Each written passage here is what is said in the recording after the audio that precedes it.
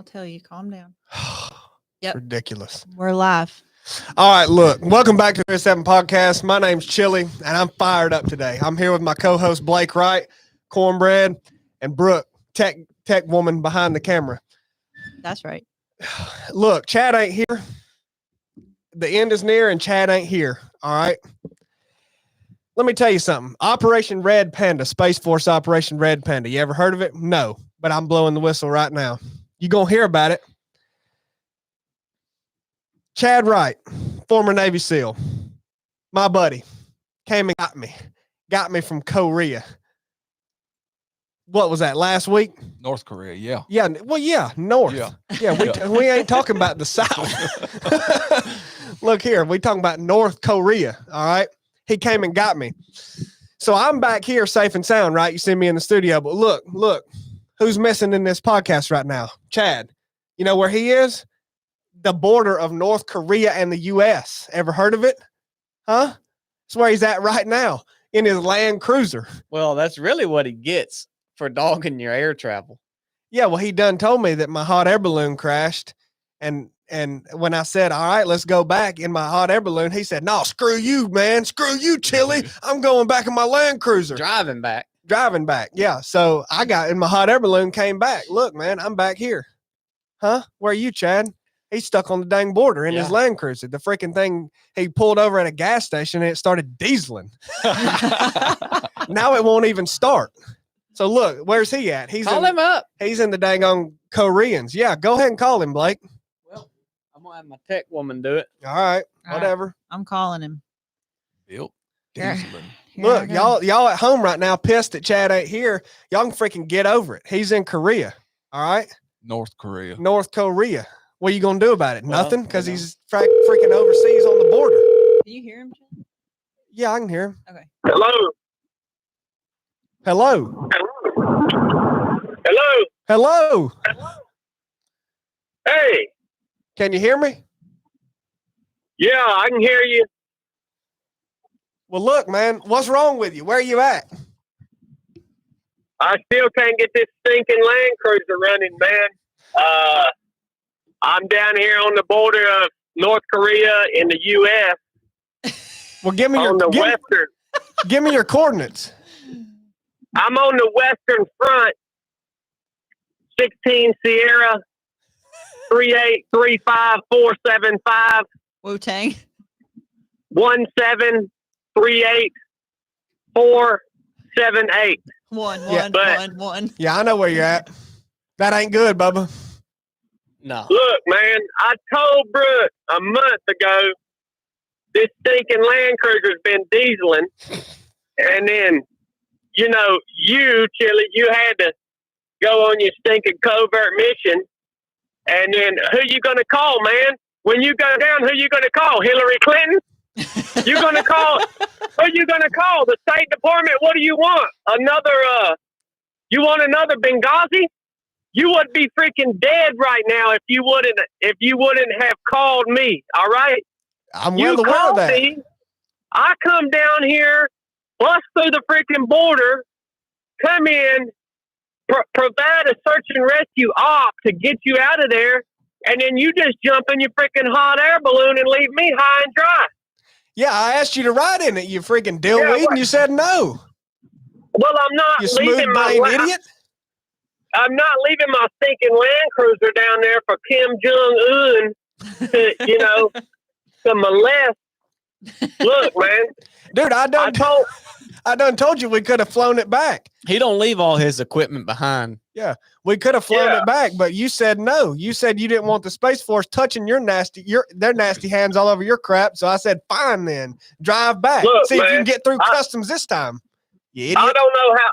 Look, man, I don't know how the stinking Space Force works, but in the Navy, we got something called MWE, Men, Weapons, and Equipment. We don't leave the battlefield until we have all men, weapons, and equipment accounted for, all right? Listen here, you redheaded troglodyte. I asked you to come back with me, and you said no. Well, look, Space Force, they hit that RTB, return to base at all costs. They'll leave anything behind. Yeah, they're a bunch of sorry sacks. Donald Trump supporters is what they are. Oh, Yep. Lord. They say personal Here gear we before go. team gear. Yeah, make America great again, son. You can go. Hey, You can make North Korea great again because that's where you stuck, son. Huh? Look, I told my What? wife a month ago this Land Cruiser was dieseling, and I found me a FJ45 frame off restored on the Facebook Marketplace, and my wife wouldn't let me go buy it. So thank you, Biscuit. Now I'm stranded on the border of freaking North Korea and the United States because you wouldn't let me buy a decent running Land Cruiser. So, you know, you can just be at home by yourself this evening. That's fine. That's a fat lie. What you're going to have to do is you're going to have to cross into Japan and then cross into the United States. That's what you're going to have to do. Mm. You going to listen to me or He not? didn't think about that. No, he didn't. But if you're going to get back, that's how you're going to do it. Yeah. You need to listen. Well, no, I'll tell you what I've already done. I've already called Hillary Clinton, and I've told her about my situation. And her and Bill are supposed to be coming down here. They're coming down here on a C-17, and they're supposed to pick me up, and we're going to pull the Land Cruiser up on their private C-17. Hillary said she made a bunch of money from speaking engagements while she was head of the State Department. And so she's actually told me that she was going to spend her personal money to come down here and get me out of this pickle. The only problem is we don't know when she's going to get here because she doesn't have a very good track record. Well, I don't know if you I'm heard, here until she gets here. She's about as dependable as that Land Cruiser, isn't she? well, I don't know if you heard the news today, but Bill won't be coming, man. He's in the hospital. He burnt his hand on a bong. What? Whoa. Bill's in the hospital again. Yeah, man. Bill's in the hospital today, man. He was burned his smoking- hand on a bong. He was smoking, man. Burnt his hand. Mm. He ain't gonna be traveling right now. You're gonna have Hillary come. Burning it on the bong, I guess, is better than a crack. Well, I tell you what. He better hope he ain't in a hospital in Kazakhstan. No, he's in Did- he's did at y'all- Cedar Sinai. Did y'all hear what they was doing in Kazakhstan? No, what they doing? I ain't never heard of Kazakhstan. They're taking these men that have abused children and they're cutting their wees off. Dang right they are. That's fantastic. Well, They are straight up taking these jokers that have abused children and they are straight up cutting their wees off. They said it was the only way to stop it. So, old Bill better hope he ain't down in Kazakhstan, son. He'll be worried about a He lot goes- more than that burnt hand, won't he? You ain't lying, boy. Lord. well, good. Yeah. We're gonna hope he's in Kazakhstan. Well, what y'all gonna talk about today? Well, right now we talking about you because you ain't here. But when you get off the line, we're gonna answer some questions or something. I guess. I mean, we're inept. We are totally incapable of coming up with a topic without you. So we had to rely on the audience again. Well, Well, how is YouTube doing? We're YouTube, what's up, YouTube? I miss you guys, man. Huh. Are they? They miss you. Hey, look, YouTube. I need this other Land Cruiser, this FJ45. Look, drop a minimum during this episode in the super chat. No. Drop a minimum of $40,000 in this super chat. look, all right. I've got a deal. If we can get the YouTube super chat up to 35,000, I'll donate 5,000 so you can get that, Chad. Holy smoke. All right, YouTube, you heard it. You want me back on the podcast? We're going to have to float a $35,000 worth of super chat on this episode. I know y'all can do it. I know y'all want me back. We're about I to know hang up. I'm Yeah, at least you worth tell that me when to if pull you the plug YouTube. on him, Chili. We're about to hang up. This is getting ridiculous. I'll even pay the taxes on all that money. Hey, YouTube, if you guys are coming out to the race this weekend, drop a. Oh look, we got a four. Look, I'm logged on here. We got the super chats are coming in, son. Oh, They're come on. dropping in. Tell them to Hey. stop. You're up You to too. $7. If you're coming out to the race this weekend, let us know you're coming. We hope to see a bunch of you guys out there. And also, Blake's about to have my book ready, man. I'm super pumped about that. So I hope y'all enjoy that. I love you, YouTube. Get ready for the best gun review you've ever seen coming out on Saturday.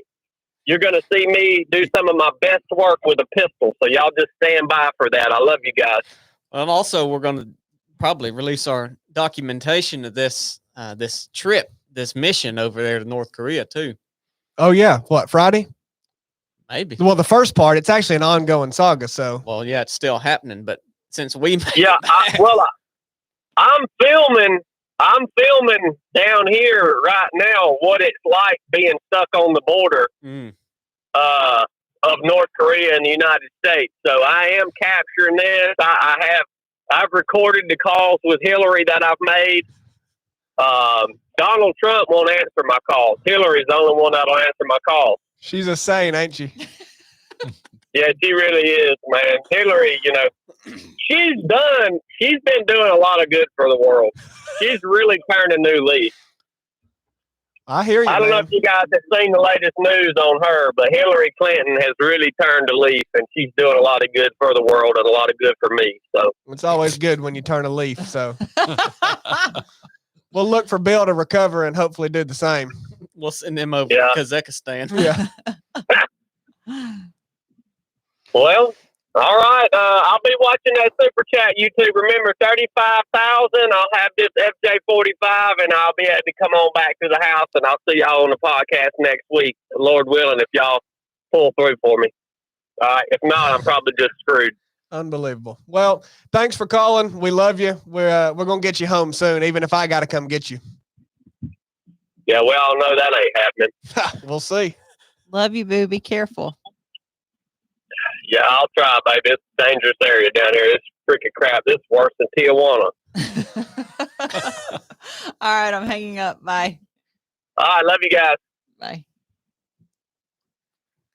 Well, there you have it. All right, YouTube. There That's you where have it. Chad's at. I know y'all were wondering. Whoa, whoa, whoa. Whoa. Whoa. Super chat just came through from Jesse Porter, $5. This is for that hottie corn. Whoa. Whoa. Whoa. I mean, Whoa. Moves made. Getting wild. That just kind of irritated me, so we're going to move on real quick. well, being that Corn had a story he was going to tell, Oh, and that kind of goes Wait, right along. Wait, with that. can we give the preface to why this story got kicked up? Because when we all walked in here, Oh. Blake was the only one in here setting up, and it smelled like a turd was laying on Yeah, the it floor. smelled like a raccoon's It butthole. smelled like that when I got in here too. It- I no, noticed no. that. Yeah, that's what it smelled like. You Yeah. are nasty, and it permeated this whole. It still smells in here, Well, listen. and so that started a conversation about some lady that's in this building, and Listen, my kids, what my- was it? Boo shame. my kids won't flush their turds down the toilet. I try to train them to do it, and poor Joe, she sits up front of the toilet. You know, we've got the elongated toilet, not your regular little round one. And she sits so up front, her turds Ergonomic. don't go into the water, so they land straight on the porcelain, and they form this bond to the porcelain. And you can flush the toilet ever how many times you want after it's sit there for about an hour, and it will not go down. You've got to get some object to force it down. And so I keep telling them, look, baby, y'all got to flush the toilet when you're done, right? I mean, come on. And they won't do it. So I've just started leaving mine in the toilet. And they don't. How is that an appropriate response? Well, I Just don't show like them. seeing theirs, and so they also don't like seeing or smelling mine. And so it's starting to work. It's taking effect. I know that might be an odd approach for some of you guys, but it's working. So if y'all have problems with your kids doing that stuff, just try doing that, and It has worked. I've seen progression in this, and so give it a shot. If you guys are having problems with this, and that's kind of what spurred the story for corn. And so what was that? What happened, Corn? Well, I told Blake this story the other week. First off, what I was telling him is there's other people in this office that use that bathroom. And I'm primarily here the majority of the time. So don't be going in there stinking up that bathroom. And then the people think I did it. Turn the fan on. And I went in there and the fan, it hadn't even been turned on, period. Well, I'm trying to keep people out of that bathroom that ought not be in it. You know what I mean? He's trying to boo shame you, Corn. Yeah, he's trying to boo shame me. Yeah. Yeah. People going to be looking at me like, holy smokes, that joker stank. But anyhow, I told Blake this story the other week.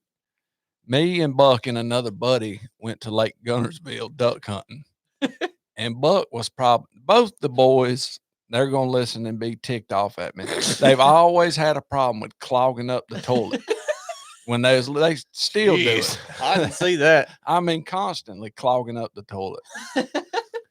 So we go over to Alabama and we get, I don't even know what you call it. It ain't even like a motel. These people just got these bunk houses to rent for people that's going to stay and hang out at the lake and whatnot. So we're in there and one hits me. I mean, it hits me hard, son. I ain't got now gallbladder. So when I got to go, son, I got to go. Dad, Bob. And Buck had just come out of there, and I could tell by the look on his face he clogged that toilet up and didn't say nothing. And I rushed in there. And you can't just go down the road to the store and use the bathroom. There ain't a store close by. I'm like, holy smokes, what am I going to do? Am I going to go on top of this and have even a?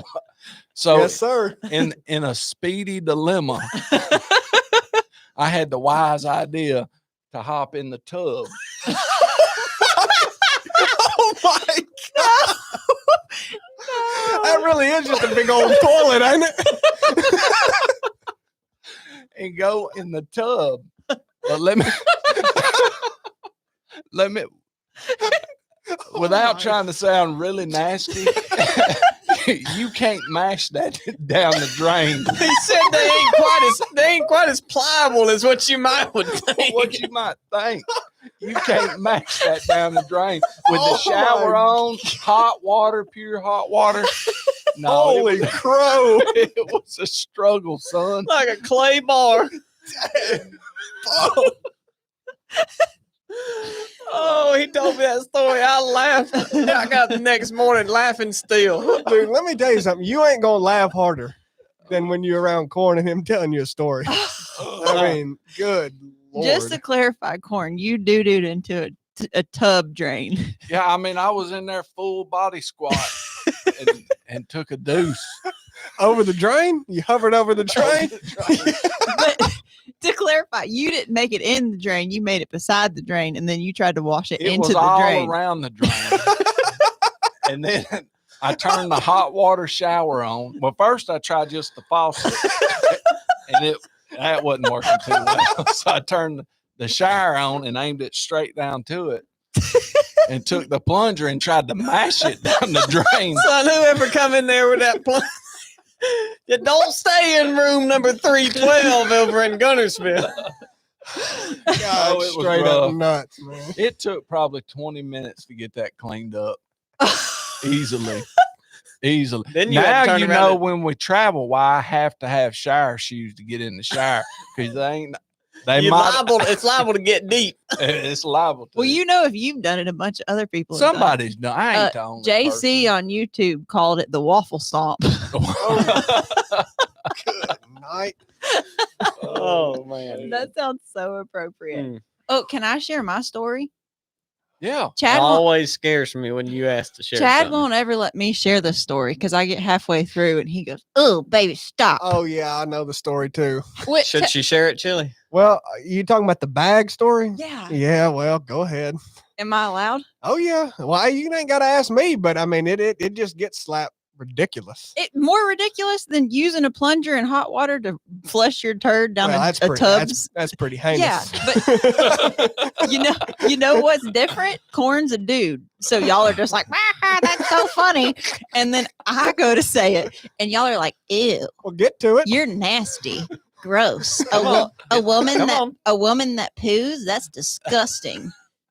Anyways, so when we lived in San Diego, I was heading over to a new SEAL wife's house. I was trying to become part of the group, you Mhm. know, and I was on antibiotics and it tore my stomach up. And I had like a probably 20-minute drive, all interstate. And there's no trees where we were in San Diego. Like there's a guardrail and then it's just open Mhm. bank and then there's houses. And I was probably like 2 miles from my exit, hit traffic, and my gut started rumbling. And I immediately got the chill bumps. Everything bottomed out in the pipe. And then I started sweating. And I was like, this is bad. Because you know that moment where you're trying to figure out if you're going to be able to hold it or not. Yeah. Like you're assessing. You're checking on your toes. You're checking like how's my blood flow? What's my breathing like? Is my heart rate at? Yes. Can I Well, I don't get real scientific about it, but can I hold this in? And I decided I couldn't. It was coming no matter what. And in Georgia, for a couple years when my stomach, well, probably a year when I was eating a lot of plant-based food like Mystery Beyond Meat and stuff, Chad named me the highway crapper because I would always have to pull off on the highway and go poo. But in Georgia, you just jump the guardrail and there's usually a tree, you know, and nobody knows what you're doing. So this was San Diego. I didn't have that option. So I started panicking in traffic, looking around in the car. What am I going to do? No cups, no nothing. But I had just got groceries. because that's a good option. It is. A Hey, good option. here's this drink cup. I had that orange juice in this morning. Let me just take a crap in it. I had just got groceries. So the only thing I had container wise was a grocery bag. So this is all happening within like 15 seconds. I don't have time to think, right? So I take this grocery bag and I use my legs on the floorboard to like push my back into the back of the seat so hard that I'm hovering. And I slide that grocery bag up under my butt and I managed to get my jogging pants down and I crap in that bag. Then I realized after I'd done it, I didn't have a plan for what I was going to do after that. And so You just had an exit plan. You didn't have a right. right. And so in an attempt to reach under and close the bag up before I yank it out from under me, Yeah. I just fell. Well, right. I lost. Oh, I lost. Oh crap! I lost my bracing against the seat. I lost my strength in my legs, landed in it, and then I didn't know what to do. Then you just sit in it. Right. So I did. I just sat in it for the next probably 8 or 9 minutes till I get to this chick's house. And when I got there, I texted her, I said, "Can you come outside, please?" holy And when smokes. she got there, I rolled down the window and I just told her very shortly what happened and asked her if she could get me a towel and if I could use her shower. And I never saw that chick again. Well, yeah, I was Yeah, going to tell that's you. not really the way you go about that when you first meet.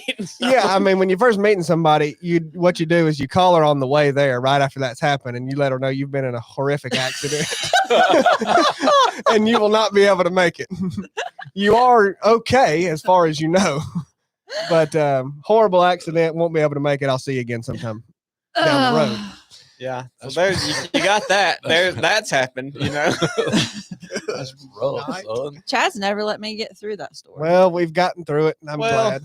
You know, he kind of, you represent him in a little bit of a way, and so he probably kind of snuffs that out. But I'm glad it's out there now. Thanks, guys, for It's letting on- me share. It's on there. It's it's permanent. Yeah. It's like there. I'm for all the women that have pooped their pants and want to talk about it. I'm here for you. I support women. I'm done with this sexist crap about pooping and farting. I'm over it. Well, You know, the internet is forever. shaving our legs. I'm over it. Everything. I'm You over could start a nonprofit at WWP, Women Who Poo. Start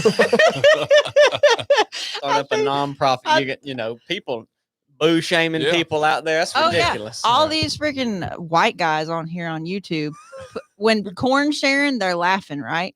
Then I start sharing my story, and there's a bunch of puke faces. Mhm. Really? Yeah, idiots. Well, and in the store's comparison, I mean, I won. I didn't get crap on me. Yeah, exactly. You know, They what I even mean? used the plunger to mash it. But see, my story was victimless.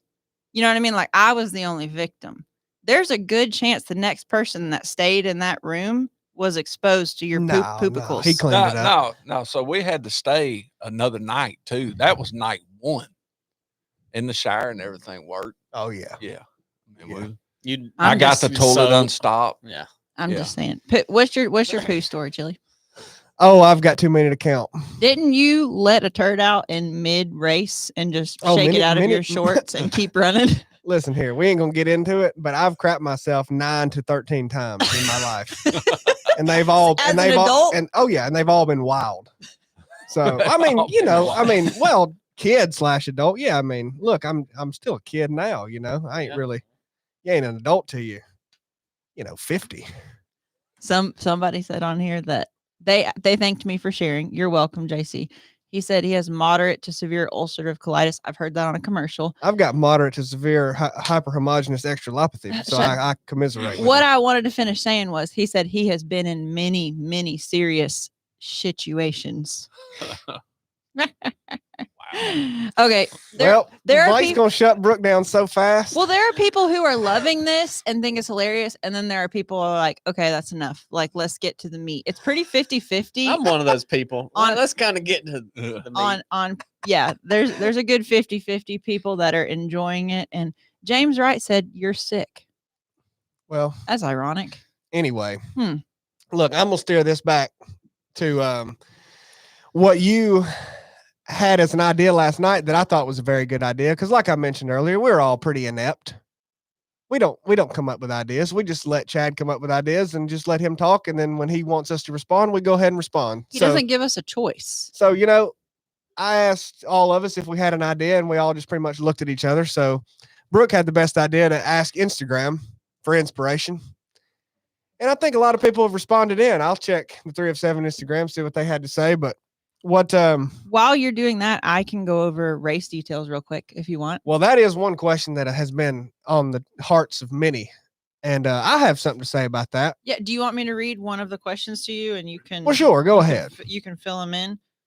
By the way, this sweatshirt here, just to let you know, I'm wearing this in honor of Chad being gone. Even baddies get saddies. Oh, you got the saddies, all right. Yeah. Oh, Chad's got the saddies or Chili's got the Well, I've saddies? got the Chili. saddy. I'm missing Chad.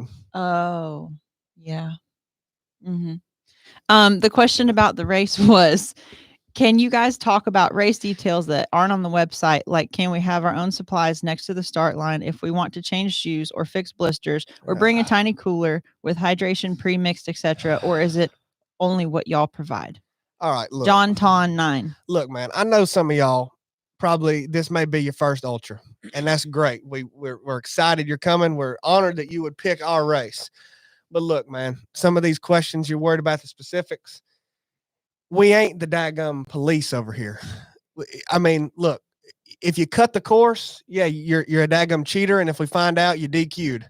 Other than that, just it's pretty much open. I mean, Well, some races got so many dad blame rules that's what that I'm you te- feel like well, you got to walk on eggshells that's what I'm to telling even you. run it. You ain't got to do that when you're here. Yeah. We Look, don't have like any rules. we ain't got no rules, man. You It's just like- Don't cheat. Yeah. honest and integrity through it all. Yep. There ain't no rules, man. You want to set up your own personal aid station? Good to go. You want to take care of your daggum blisters? You ain't got to come get whatever products from us.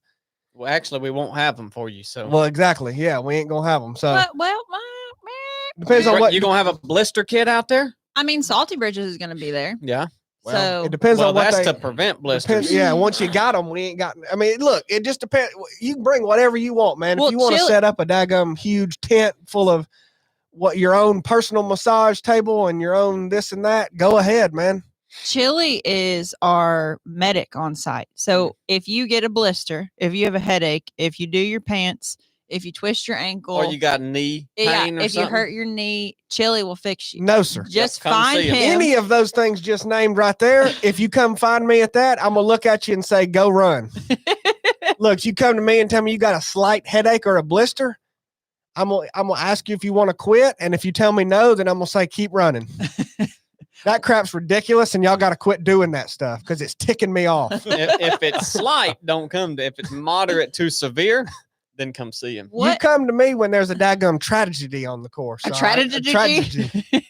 You understand? All right, Chad. Use Don't go too long on these questions now. Okay, I'll since we're on it, I'll give a quick overview of the race for people who want a bunch of details. But I do agree with Chili. Like, we have the timeline on Ultra Sign Up and the address, and the loop. I don't know what else. Our only rules are going to be park where our volunteers tell you to park. Don't go rogue and park somewhere where we're going to have to find you mid-race and make you move. Respect the runners around you. There's a lot of people that are going to be taking it easy on this course because it's technical. Yep. But if you have someone who's competing who comes up behind you and says, on your left, you need to move. And I mean, that's it, really. Other than man. that, You know when and where it starts. That's about all you need. Yeah. You've been given way more than that. yeah. But So look, we ain't got no rules we're gonna surprise you with. You know when and where it starts. Show up ready to run, you'll be good. bring your tools, bring your tiny cooler, bring your wife, bring your dog, bring your kid. I don't care what you bring. Do it. It's going to rain. We don't care. Everything's going to be the same. Yep. So, morning of, we will have volunteers. Parking is going to be strategic. So don't go rogue on that. We're going to have a coffee truck. I'm going to go ahead and say this because I feel self-conscious about it.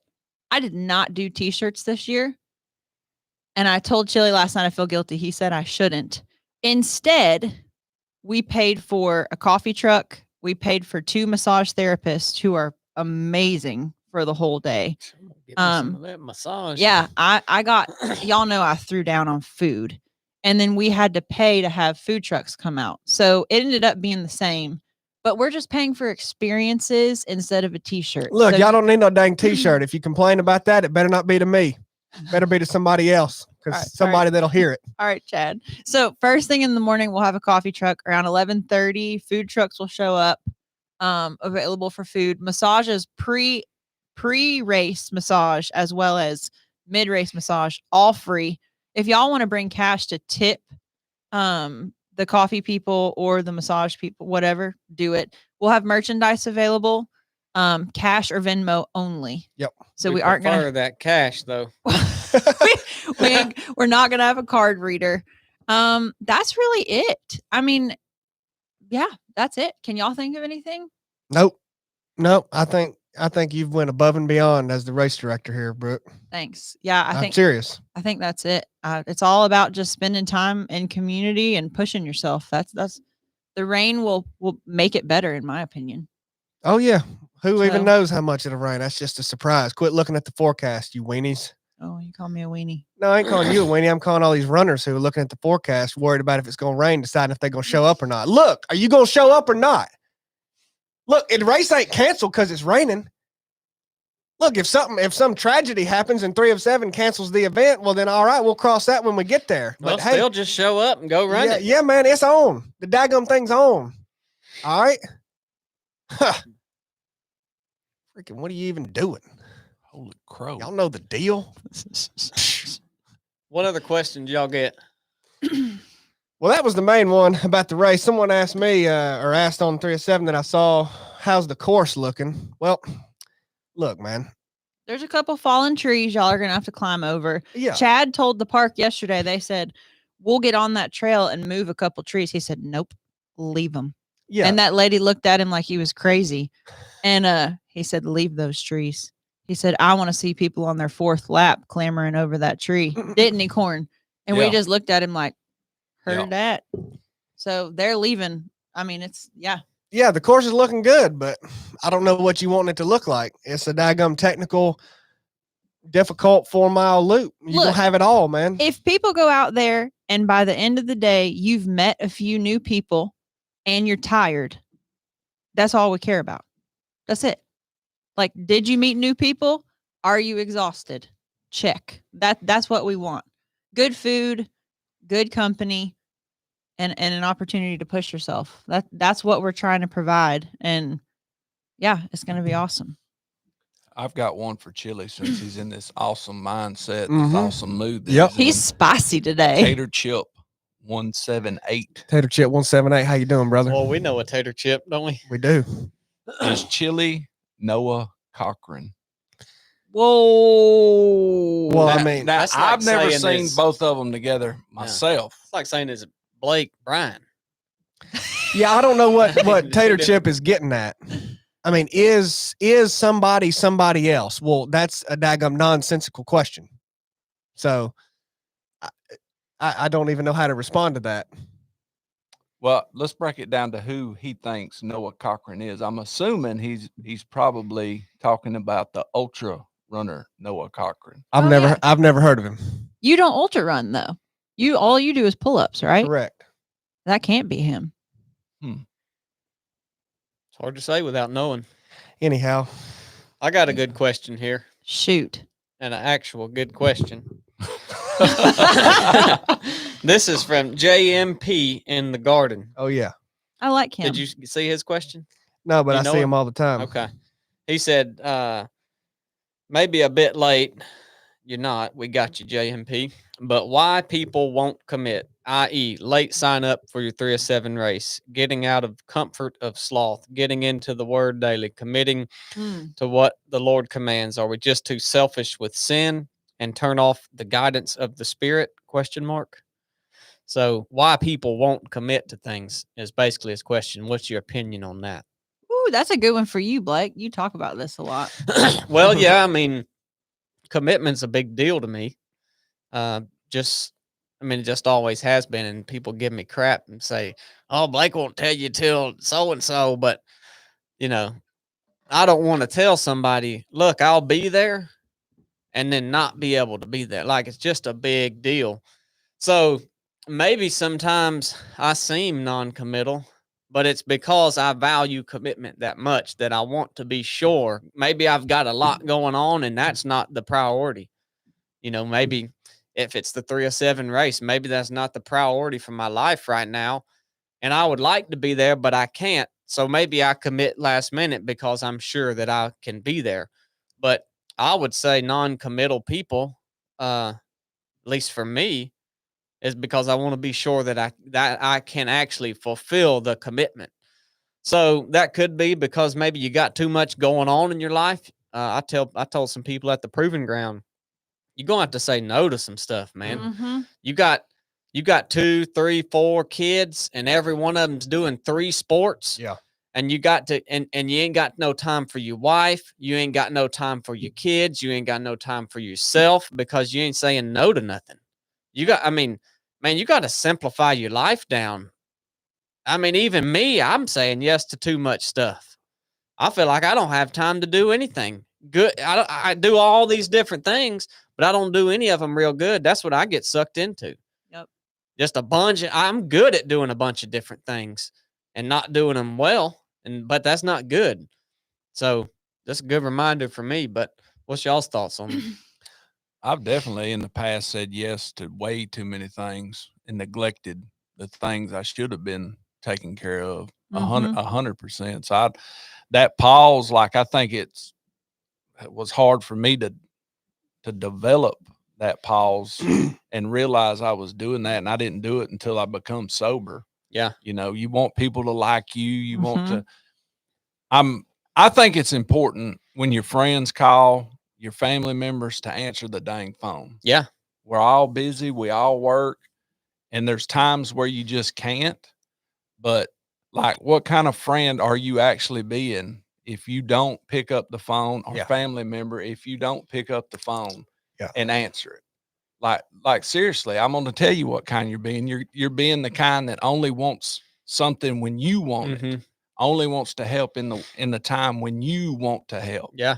Sometimes you're going to have to say yes when you shouldn't. Yeah. Like, really. I mean, sometimes some people are in some show enough binds. Yeah. And you ain't going to want to. So I think there's a happy medium to find right there. And you're going to make mistakes even in that too. Oh, yeah. And like I said, I didn't start thinking about that till I was sober. It was always yes, with just about everything. But there are times where you have to say yes when you probably shouldn't. Yeah. Just to help that person get through whatever. Well, yeah, I mean, Blake talked about it from the angle of kind of being careful and being wise about what you commit to. And then Corn got into once you're committed, what you do. I mean, once you are committed to something, whether that was a mistake to commit to it or not, because you're overextending yourself, you have committed. So once again, whether that was a mistake or not doing it at that point is because you're daggum lazy. If that's what you asked it, it's because you don't care about your commitments. You don't value your commitments. You don't value who you committed to more than you value yourself. That's what that's about. And saying, well, I committed to something that I shouldn't have, I overextended myself, ain't an excuse. Learn from it and don't keep making that mistake. But when you've committed to something, and he talking about committing to his faith and committing to, being in the, it's because you don't want to do it more than you want to just do this other crap you want to do. That's why. And I'm guilty of it too, but I'm just telling you, that ain't complicated on why you commit to something and then don't follow through, because you don't care. You don't care enough. I identify with everything y'all are saying, and I think I've been navigating this probably the last 4 years because I am naturally like, I want everyone to be happy. I want everyone to like me and like know my intentions, and I don't want people to read me the wrong way. Like, I'm always concerned. Like, for example, someone says, "Hey, can you get together or can you do this?" And I have to say no. I'm like, dang. Yeah. I can't help it. My mind's like, they think you don't like them. They think, especially if I have to say no, and I have lately a lot, over and over and over again, I have to say no. And I'm like, they think I'm just avoiding them. They think, I have to fight those thoughts. But the more I do it, the more I've also got better at being just straight up honest with people. Like, even my family. Like, I think it was like 2 or 3 weeks ago, my mom asked if they could come over. And I said, I thought about saying, we're busy. Like, we got a lot going on. The truth was, it was a Sunday and the week had been wild. No spare time, no breathing room. And I had no time alone. And when I don't have time alone, I start feeling funny.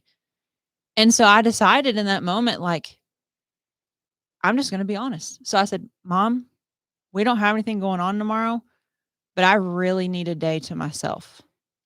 So, and she wasn't in like any crisis or anything. Like, she just wanted to come over and hang out, but that was really hard. And she responded and said, well, I don't like that, but I appreciate you being honest with me. And she was honest too. Yeah. And the more I do that with people, the more I'm like, okay, this is how it should be. And the people who I don't know well, who I say no to, and they do feel a certain way about it, it just is what it is. Like, but I agree with you, Corn. I try to keep, like, there are people in my head. It's family, and then I keep it to, like, I think probably my circle is probably 4 friends. And I intentionally, like, those people are my priority. And at this point in my life, I can't handle many more people that are my, like you're saying, like, if they call at 2:00 in the morning, like, I'm there, period, whatever.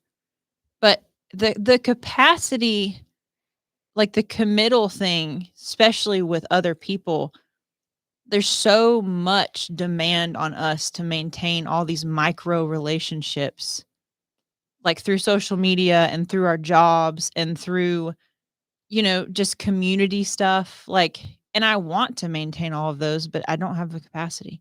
I'm kind of going on a rabbit trail on this subject, but I like this subject. So, well, I heard Jesse say one time, people like to know what to expect. Yeah. And oh man.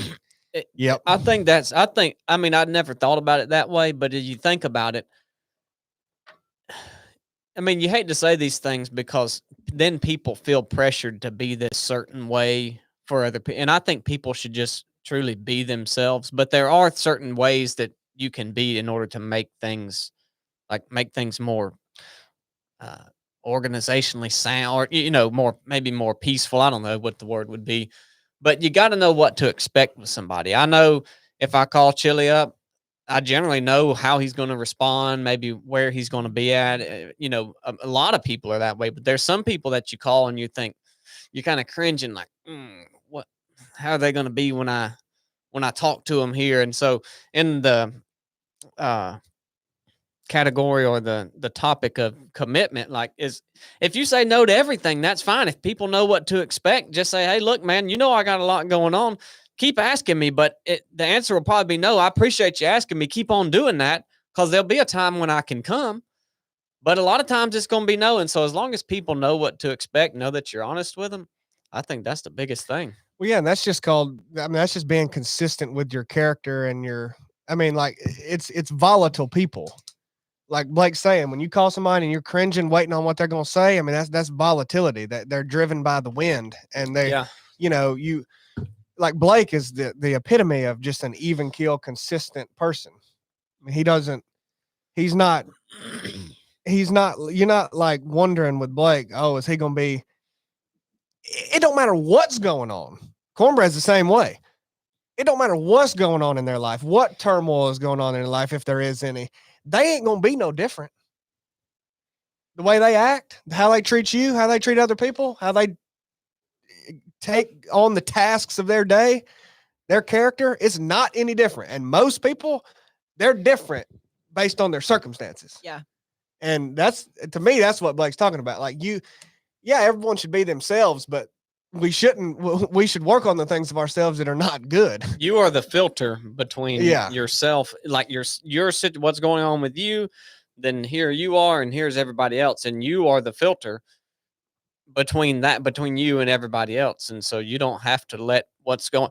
I'm not saying keep it all in and deal with it on your own, because there's value in sharing and doing things with other people, but you can't let everything that's going on affect everybody around you all the time. Yeah, man, I think that's good. And when you mentioned what Jesse said, that made me think about this question right here from S.A. Fricks on Instagram. It says, how to stay motivated when you're not sure where you're going in life. And I think that question even pertains to what you said. People want to know what to expect. And that goes for other people or just what is coming for them. Like, when you don't know where you're going in life, you don't know what to expect, and you want to. Do any of us really know where we're going? Well, that's what I was getting at. None of us do. Right. But he may be talking about he specifically don't even have a plan or an idea or a goal or anything. Yeah. I don't know. When you can't have a conversation with these people, you can't really delve into their question. Right. But just taking it off of what he wrote, if you don't really have that in your life, you're kind of aimless, you're kind of directionless. How do you stay motivated during that time? Well, first of all, you should be striving to figure that out in some way. I mean, you should be striving to find what God's purpose for you is in your life, in my opinion. But like, until that becomes clear to you, I think how you stay motivated during that time is how I break it down, is because I can get apathetic real quick. Like, when you look at the state of the world, you look at the state of this, you just say, screw it, man. Just, why even try to make this better? Well, because by not trying to make it better or not staying motivated to do what you can during the time where you don't know where you're headed, you're making it worse. So just take a logical approach and say, well, I'm either going to make this worse by being apathetic and just not, because I'm not motivated right now and just giving up, or I can do the things that I know are good and right and make it better and set myself up for when I do know where I'm headed and what my purpose is. Like, why would you not choose that? Because you're going to be making it worse or better. You're not going to stay stagnant. Right. So how you stay motivated is looking at it like, well, I've got an option to make it worse or better. I would rather make it better. And how you do that when you don't know where you're headed is do the things that you know are right. Right. It may not be specific towards something yet, but it's, how to live on a day-to-day basis that's right. You know what's wrong. You know what's wrong. You know what's right. You know how you can help other people. You know how you can set yourself up for success. That's why 3 of 7 Project talks about mentally, physically, and spiritually, body, soul, and spirit. Take care of your health. You know what's right and wrong. Yeah. What are you feeding your mind with? What's your spiritual life like? And the level of how full those different cups are is something you have to learn. In my experience, is something you have to learn for yourself. Like, how much exercise do you need? How much time do you need to put into your spiritual life? How much community do you need? How much do you need to find purpose in your job? how much time do you need with your family? Like there's not a blueprint for that says you spend X amount of hours a week with this. And if you work out this much, and if you pray this much, you're going to be happy. It's everybody's individual. Well, that's true. And even though I said everybody knows what's right with those things, you're kind of hitting that people maybe go, well, no, I don't know exactly how much to work out, how much to do this. We'll start working and see what makes you feel better. Thank you. Yeah. But guess what? You're sitting on your fat butt all day. Yeah. And eating like crap. Make small tweaks. Well, I was talking to Paul Wilder the other day, Mm-hmm. and I doubt he'd mind me sharing this, but he was just talking about his own. He had done this fast, and he was telling me kind of what he got out of it. And he was like, I'll go run for 2, 3, 4 hours, at a time, and for one run. And he said, but for me to sit down and pray for 30 minutes is a big deal. And he said, God showed me that ain't right. Right. He said, you can go spend 3 hours on a run, but you can't spend 20 minutes praying. And that was just something he was working through. Mm-hmm. And that stood out to me because I'm the same way. Mm-hmm. I'll get up in the morning, and I might even spend an hour reading my Bible, but it's not what, I'm talking in the spiritual sense. That's not what God wants from you. Yeah, it's good to read your Bible, but that's not what he wants time with you. And so being more intentional around prayer and your relationship with God. And I mean, that's where all of these answers come from. That's where clarity and peace comes from, is spending time in God's presence. And praying might be you talking. You look at the format of prayer. It's, the prayer and supplication, it's kind of starts and ends with worship and in the middle. But then there's also prayer where you're just being quiet. You're just sitting there listening and meditating on scripture. And so I just say that to say it's all right to just sit still and just think and be quiet. Find a spot that you can do that. Maybe you drive a lot for work. I used to do that, and that was my time, and I really miss that time. I don't get that anymore because I don't drive a lot. But it's hard to set aside time to do what you feel like is nothing. But you feel like you got a lot going on, right? We talked about saying yes to a lot of things. And you want to set aside time to do nothing? And that's hard for certain personality types. Me. Yeah, for me too. I don't feel like that. I don't know, but like for Chad, I think that's kind of natural for, like, he has to be intentional about it. But like what, we talked about walking the goats the other day. We did that little video on it. And so he does that. And I think that's kind of his time. But for me, if I did that, that would be another checklist. Like, oh, I got to go walk the goats so I can have this quiet time. And then I'm out there and it's not quiet time because it's a check mark on a checklist. And you get sucked into all of that. And so it's a big deal to set aside time to just think and pray. Even if you got to wake up early, go to sleep earlier. I mean, you got to make this stuff happen. People think about hacks like, how do I do this? How do I do that? What's the hack to this? It's just doing it. You just actually do it. Well, I taught on Resurrected the other day. I taught on fear and anxiety and how to overcome those things. And we were talking just yesterday, Chili, about we drift. Yeah. And people, maybe they have struggled with fear and anxiety before. They come back. All right. They're doing good. They start to drift slowly. And before they know it, they're overcome with panic attacks, anxiety about this. What am I going to do about this? What if I get sick? What if maybe this person's mad at me? All of this stuff's going on. And the Bible's so clear about how to deal with those things, but it takes a radical change because you've drifted way over here to get back up to what's right is a big difference from where you've drifted to. You don't drift back. No, you don't just slowly come back up. You've got to make the hard shift and come back to what is right. And that feels radical from where you're at. Well, it is. Yeah, it is. And the Bible tells us just for fear and anxiety, how to overcome those things. And you got to hit your face and worship and pray and get in the Lord's prayer. That's how you overcome those things.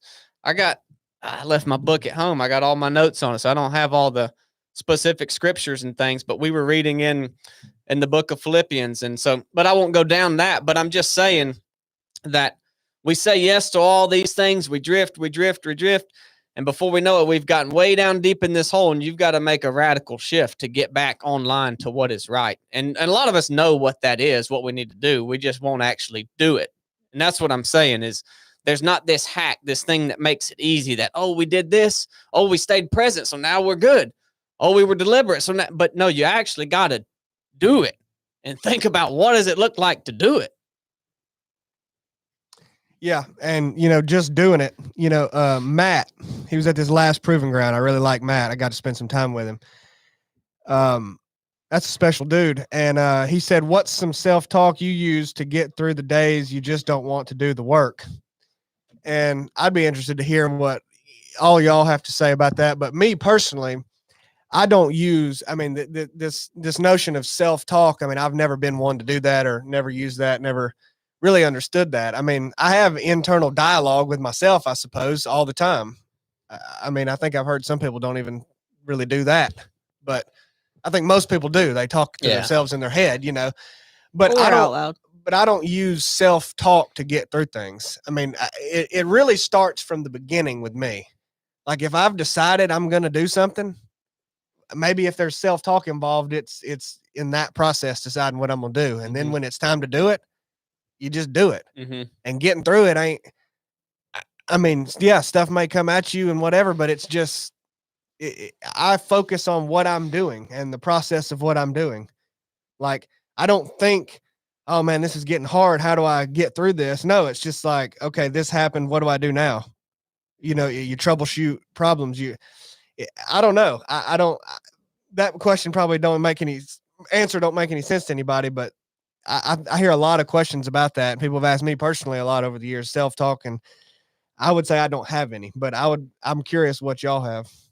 I heard Jeff Forster say one time, if the devil can't have you, he'll keep you busy. That's good. And thinking about self-talk, and maybe it's why I have the perception of staying the same through stuff or whatever. What Jesus say, don't worry about tomorrow because today has troubles of its own. It's how we fight anxiety. Yeah. And stop. Yeah. And that's just essentially what you said at the beginning. Just do it. Yeah. Like what's going on here right now? Yeah. If you feel like you should pray or be in the word right now, get off of YouTube and go pray and get in the word. Yeah. I mean, plain and simple. What's direct? Don't mean not to plan, and you don't know we got a race coming up and we got to prepare for that. That's like you prepare and you do everything as it comes up. But you have to be consistent in being in the word, in your faith, with everything. I mean, just all throughout the whole thing. Well, that's what it is. I think it's people that think they need self-talk are people that are letting the negative things that creep into your mind take over and giving them more attention than you should. Yeah. Because then if you're allowing that to happen, well, then you do need something to combat it with. But if you don't even let that crap in, and I'm not saying you can't help something that pops into your head, but don't give it any attention. It don't matter. It seems like the all these last 3 or 4 questions have been, the crux of them has been, I'm busy. How do I do this? Or I've got an obstacle. How do I overcome it? Yeah. So well, what is important? How are you? Is it God, then your wife, then your kids, then your job? I mean, how do you have it lined up today? Before we go to that, I have a few thoughts on what Blake said and then what you said. On the anxiety, I mean, what Blake just said is kind of like, it's kind of my life right now. You know, like season of panic attacks, anxiety, get better for over a year and a half, and then the struggle comes back. And if I frame it like Blake, I totally see where you're coming from, where you're like, if that comes back, you know, after a season, you better look at your life and see, like, we've drifted, right? If I look at my stuff like that, I think I'm failing. Does that make sense? Yeah. Like, oh, your anxiety come back. You've drifted. You're having panic attacks again. You've drifted. And like in this season for me, I hadn't drifted. And like I'm working with someone and I know why it came back. Like I can, like Mhm. it's not public knowledge, but like I know. And I don't think it's a reflection of my faith, just as much as Brian's heart condition is not a reflection of his faith. Does that make sense? Yeah, I don't think I'm not meaning drifting even in your faith. I just mean drifting in your habits of what you know. And I mean, I don't my experience with anxiety is different than I mean, I guess everybody's is really different, but Probably. mine is different, you know, in a big way than what yours is. But um I don't even mean that you drifted from God or from your faith. So I don't, you know, I don't know what brought it back up, but the drifting part. So these things that we do, when we get better, we say, "Oh, we don't have to." I'm not saying you. I'm just saying in general. I think this happens. Yeah, it's true. Is we don't. I don't have to think about the things that are noble, about the things that are just, about the things that are pure, about the things that are lovely or of good report. If there's any virtue, if there's anything praiseworthy, think on these things. Right thinking.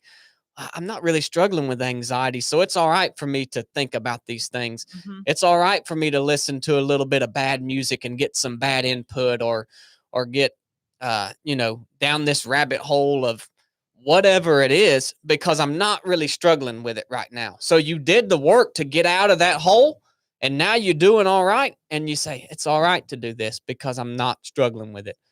But then you're in a maintenance phase. You got to continue doing it in order to stave it off, in order to Mm. keep it away. And what we talked about on Resurrected the other night, that I feel like is the blueprint that the Bible gives us in order to keep, you know, to not be fearful, anxious, worry, is right thinking. So I do have some scripture in my phone here where I'd made notes. Philippians 4:8, what I just read, it tells us how to think right, what to think on, right? About the things that are true, noble, just, pure, lovely, those things. So right thinking, right praying. We look at the Lord's Prayer in Matthew. It starts with worshiping the Lord. Hallowed be your name. Holy is your name. He's recognizing the power of God. Supplication. Philippians tells us about to supplicate, so to share what we need with the Lord. And then the Lord's Prayer ends with, for yours is the kingdom and power and glory forever, recognizing the power of the Lord and who he is. So right praying. And then further down in Philippians, it says, these things which you learned and received and heard and saw in me, these do, and the God of peace will be with you. And so that's 9. If we back up to 8, he's talking about how to think.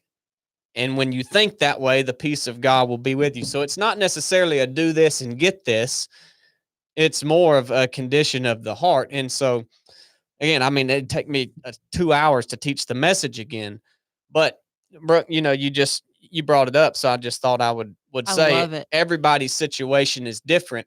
And when you get on track with whatever, when you get on, this is the thing. Freedom doesn't give you the liberty to self-indulge. Mm. If you have freedom in your finances, it don't give you the freedom to be able to go out and just frivolously spend your money here and there on things that you don't need and on things that are bad. If you have good health, it don't give you the right to go out and eat 15 cookies every day and a bucket of ice cream. If you're doing good spiritually, it don't give you the right to slack in reading your Bible and spending time in prayer. If you're not worrying about things, it don't give you the right to get a bad input, but you listen to this bad music, listen to this bad podcast. And so freedom, this is, I don't know where the scripture is, but this is biblical. Freedom doesn't give you the liberty or the permission to go out and do all these bad things just because you're not down in the pit yourself. Does that make sense? Yeah. It's so good. And once you explained it like that, I actually see, like, I can see that in my behavior. And I'm sure maybe other people can relate, but I feel warm and fuzzy about God when I'm in a really good season. Like the one I was referring to, like I had like a year and a half with no anxiety, no panic. I feel warm and fuzzy about God. but I'm not sitting in the shower, like really suffering internally, like crying out to God, like, I'll do whatever you want. Help me. You know, Mhm. like I guess yeah, you're right. Like when the desperation is gone, my level of engagement does drop some. And the depth of my engagement with God and how much I choose, mainly how much I want to rely on him, goes away because I feel okay. So it's like I like him. I'm glad he's around and I'll tell him I'm grateful and I'll say my prayers, but I'm not like, Lord, help me. You Mhm. know, it's yeah, I totally see what you're saying. Yeah, and go ahead, Corn. You know what it reminds me of, Brooke? The Yeah. conversation we was having the other morning, me and you talking about that person, and I said she's going to forget all the suffering she went through I just got once she feels better, and I'm afraid she's going to go back to doing what she was doing. it's exactly what it And is. I can't tell you how many times, like, I would question myself 6 months after quit drinking, was I really an alcoholic? Mm. You know what I mean? And by the grace of God, I was spiritually, fit enough to say, okay, that's nothing but a boatload of bull crap, Mhm. Yeah. and move on.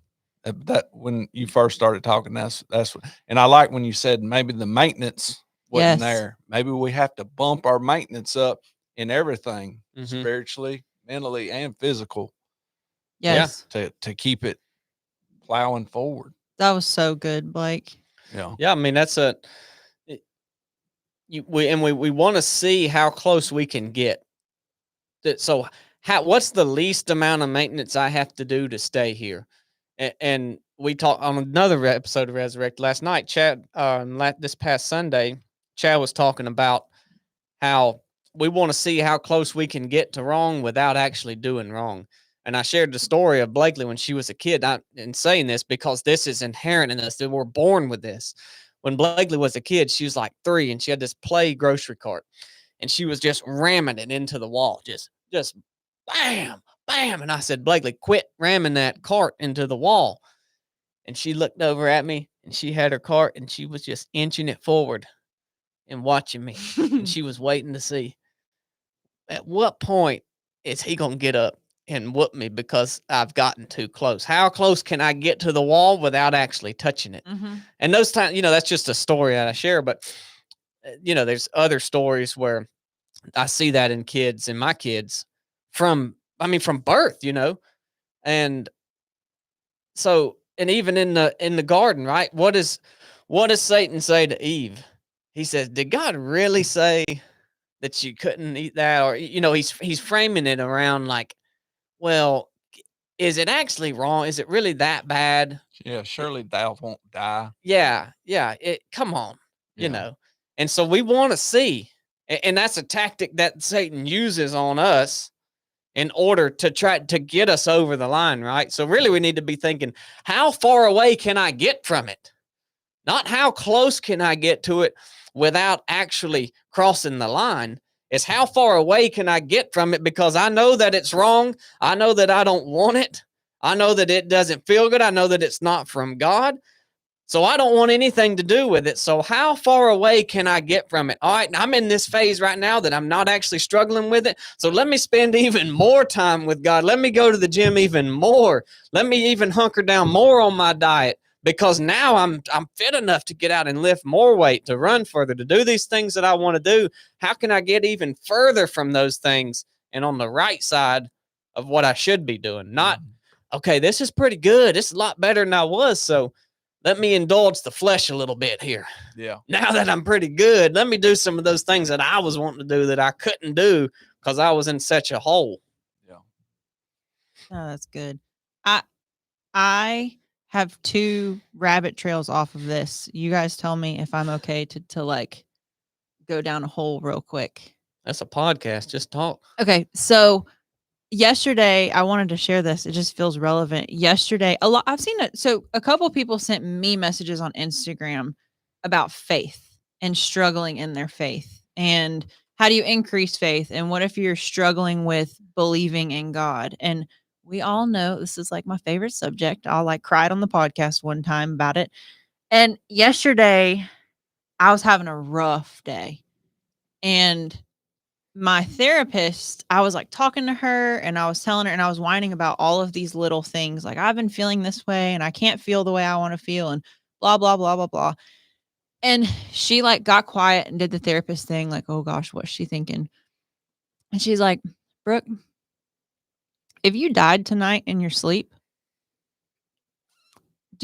what do you think would happen to you? And I was looking at her and it wasn't what I was expecting. And I felt like this like wave coming up my chest that just stopped at my throat. And I was like, oh God. And I felt tears welling up and I was like, Becky, I don't know. I don't know what would happen.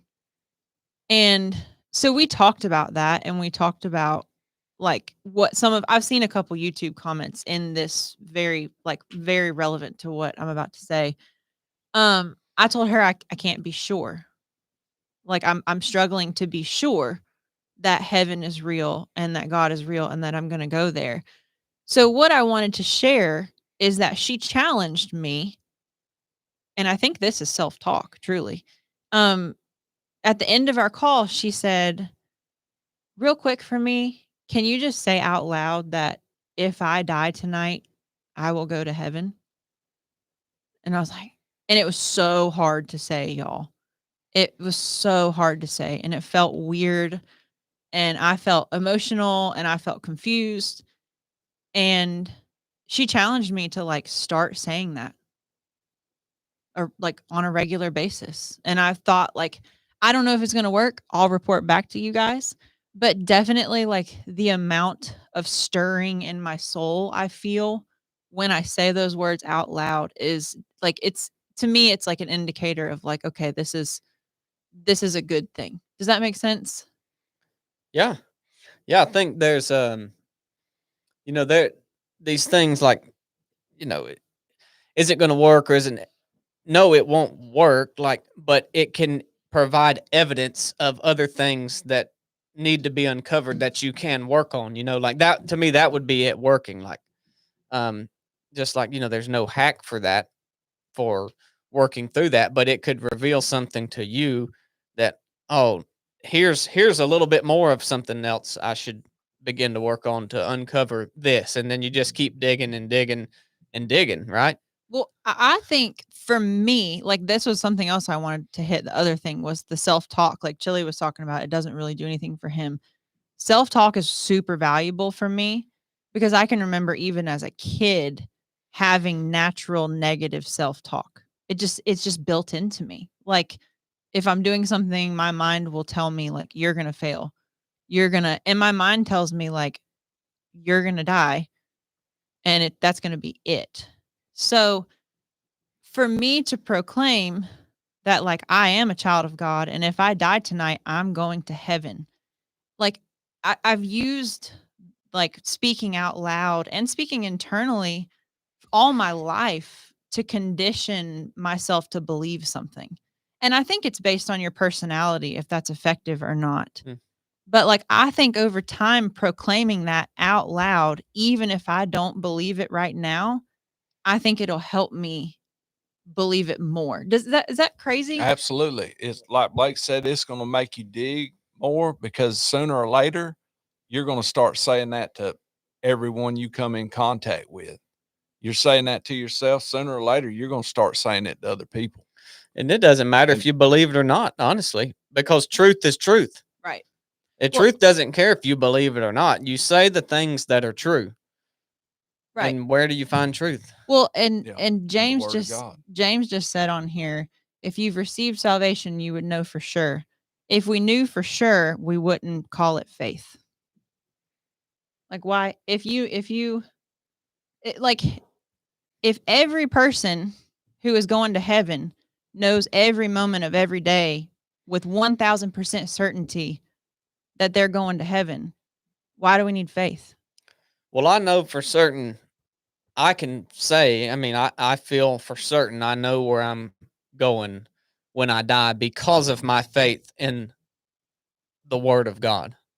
Does that make sense? Yeah, absolutely. So Yeah. so there is faith required in order to know where you're going. So yes, through faith you do know those things, but the scripture is like Kat and I were talking just the other day, and I was trying to get her to understand, like, truth is truth, and it is like that is it. If I say it's bad to murder somebody, and Corn, you say no, that's good, and we take the Bible out of the scenario, is it good or bad? I mean, One of them's true. yeah, but who's to say Corn's right and I'm wrong? You take the Bible out of it. Right. I mean, who there is but one truth, and it's outside of all of us, and it comes from the scripture. And so in light of this topic is the things that are true about you are the things that you should proclaim. I just read in Philippians, think about the things that are true. So if you're thinking about something and it's not true about you, then stop thinking about it and start thinking about the things that are true about you.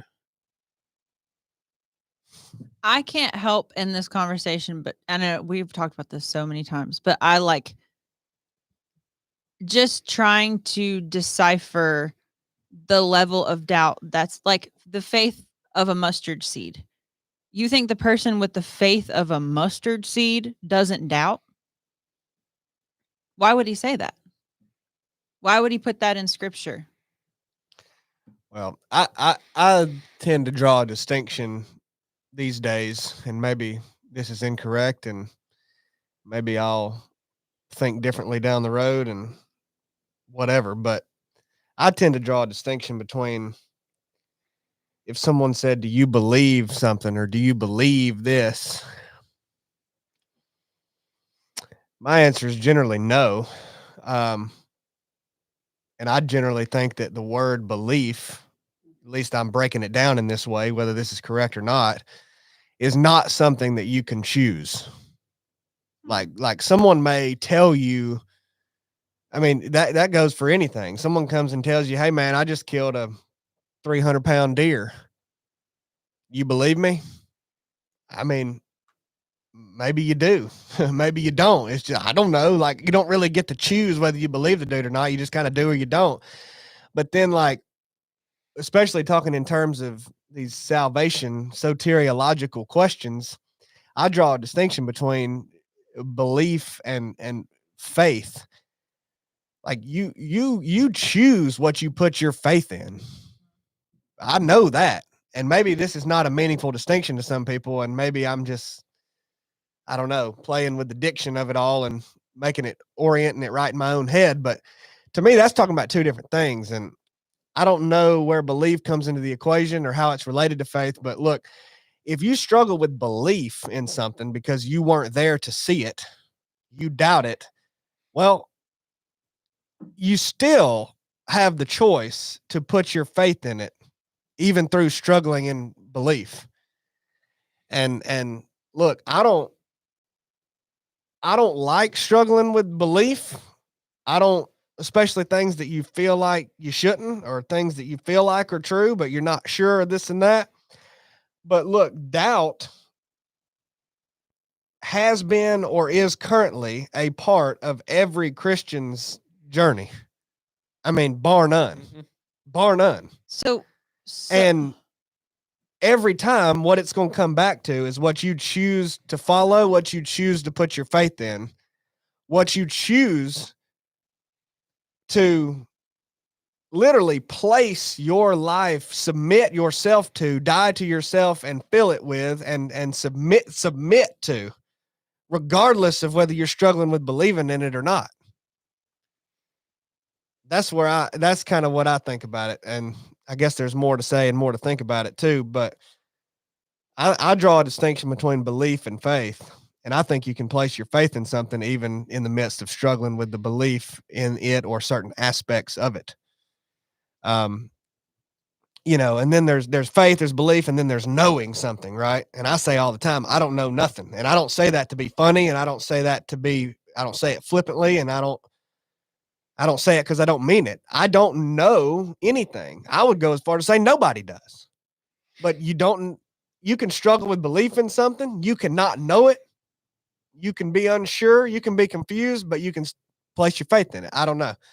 That's, I've thought about that a lot, and I think that pertains to what you're saying. That's exactly. I mean, I love it. It's a choice. And I think I always feel the inclination to defend because I just believe that there's a whole host of people out there. I think it makes me feel better about myself, honestly. Mhm. I'm like, there are a bunch of people out there who are surrounded by these Christians who, for whatever reason, they are steadfast in their faith. Yep. And a lot of them that I know personally that I look up to have had big experiences, Mhm. like spiritual experiences that Mhm. are like, holy crap, this is real. Yep. And then I put myself in this category where I'm like, I'm choosing this. Yeah. This is what I'm choosing to put my faith in.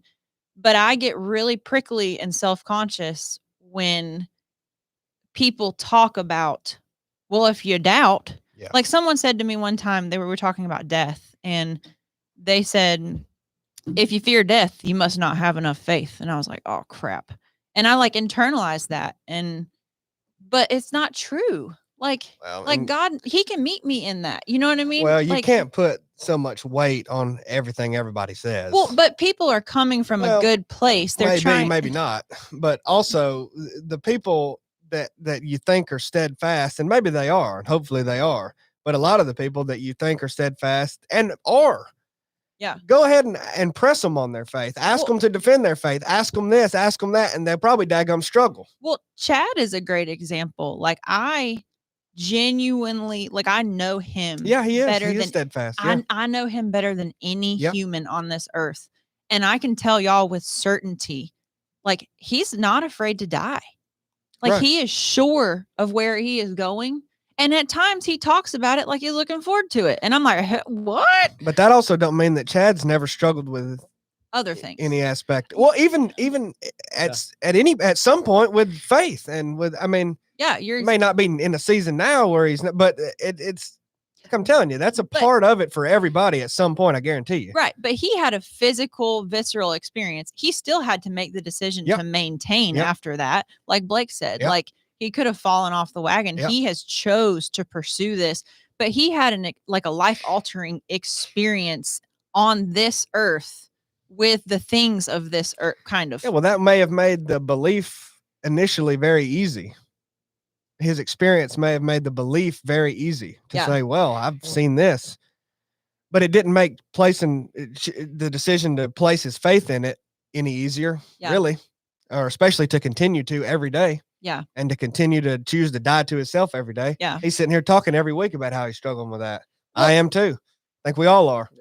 And I think when we do get to heaven, the people who fought for their faith every day and fought doubt and like grasped to understand because they're weak. It's true. Like I'm weak. I want to know everything. I want all the details. I struggle when I can't understand things to the depth that I want to. It's like a weakness. But I'm going to be standing right beside Chad because we've both made the decision to pursue Christ. And the way we pursue mine might look a little more clunky in certain areas than his, but that makes me no less valuable to God. Yeah. There's like that's where I get like, well, and the experiences thing is interesting too. And I'm not saying people hadn't had different experiences. I clearly we have. Everybody's lived their own unique life and unique experiences, unique set of circumstances. But I think this is a part of how we're wired differently too. Like I've sat there and said before, well, I haven't had any radical spiritual experience like some people would say, like Chad has had. And many people would say, but then I can also look at myself and go, well, if I did, I would explain it away, even if I did. So maybe I have. I mean, like even if I did, I would say, well, no, that was just this. I could find a way to explain it away in a natural way. Guarantee you, I could do it with his experience. You could just be like, oh, well, no, it had to be this. You know, I mean, you could. So it's like it's a matter of your perception of things to some degree. What has happened to you in your life, because I say I haven't, maybe I have, you know, somebody says they have, maybe it was just something that I don't know. Like, I don't think it can be guided by experiences, and like Chad's is not. I mean, that happened to him. That was a real thing that happened to him and affected his life and started, you know, but like I said, he chooses to place his faith in it every day. Yeah, but just I won't trail off too bad, but what you just said, I think about what you just said a lot because I've had miracles happen in my life, but they weren't a pastor on the phone Right. getting rid of a ghost, like a Yeah. spiritual host. So Like you can just go, ah. yeah, I decided on my own that I wanted to get clean and sober. Yeah. And I did. And Yeah. my marriage survived, Chad's 12 years as a Navy SEAL and my addiction. And like there's so many miracles in my life. But again, I do the same. I will explain them away. Sure. I'm like, well, that happened because of this, Mhm. It's not. Yeah.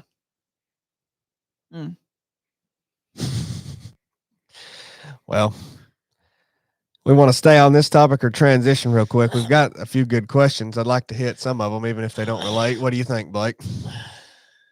Wise one. Yeah, I've been thinking about something you said a long time ago, Chili. Oh, yeah? Yeah. Why we're the meanest to the people that we love the most. Mhm. Ooh. Yeah. I can't put my finger on it either. That's rough, ain't it? Sometimes I'll get mean with Kat. Mm-hmm. We Yeah. was talking about it the other day, and I told her, I said, the hardest person, it wasn't a good idea, but I said, the hardest person for me to bear with sometimes is you. You say that? I told her that. Yeah. But I'm committed to being brutally honest Yeah.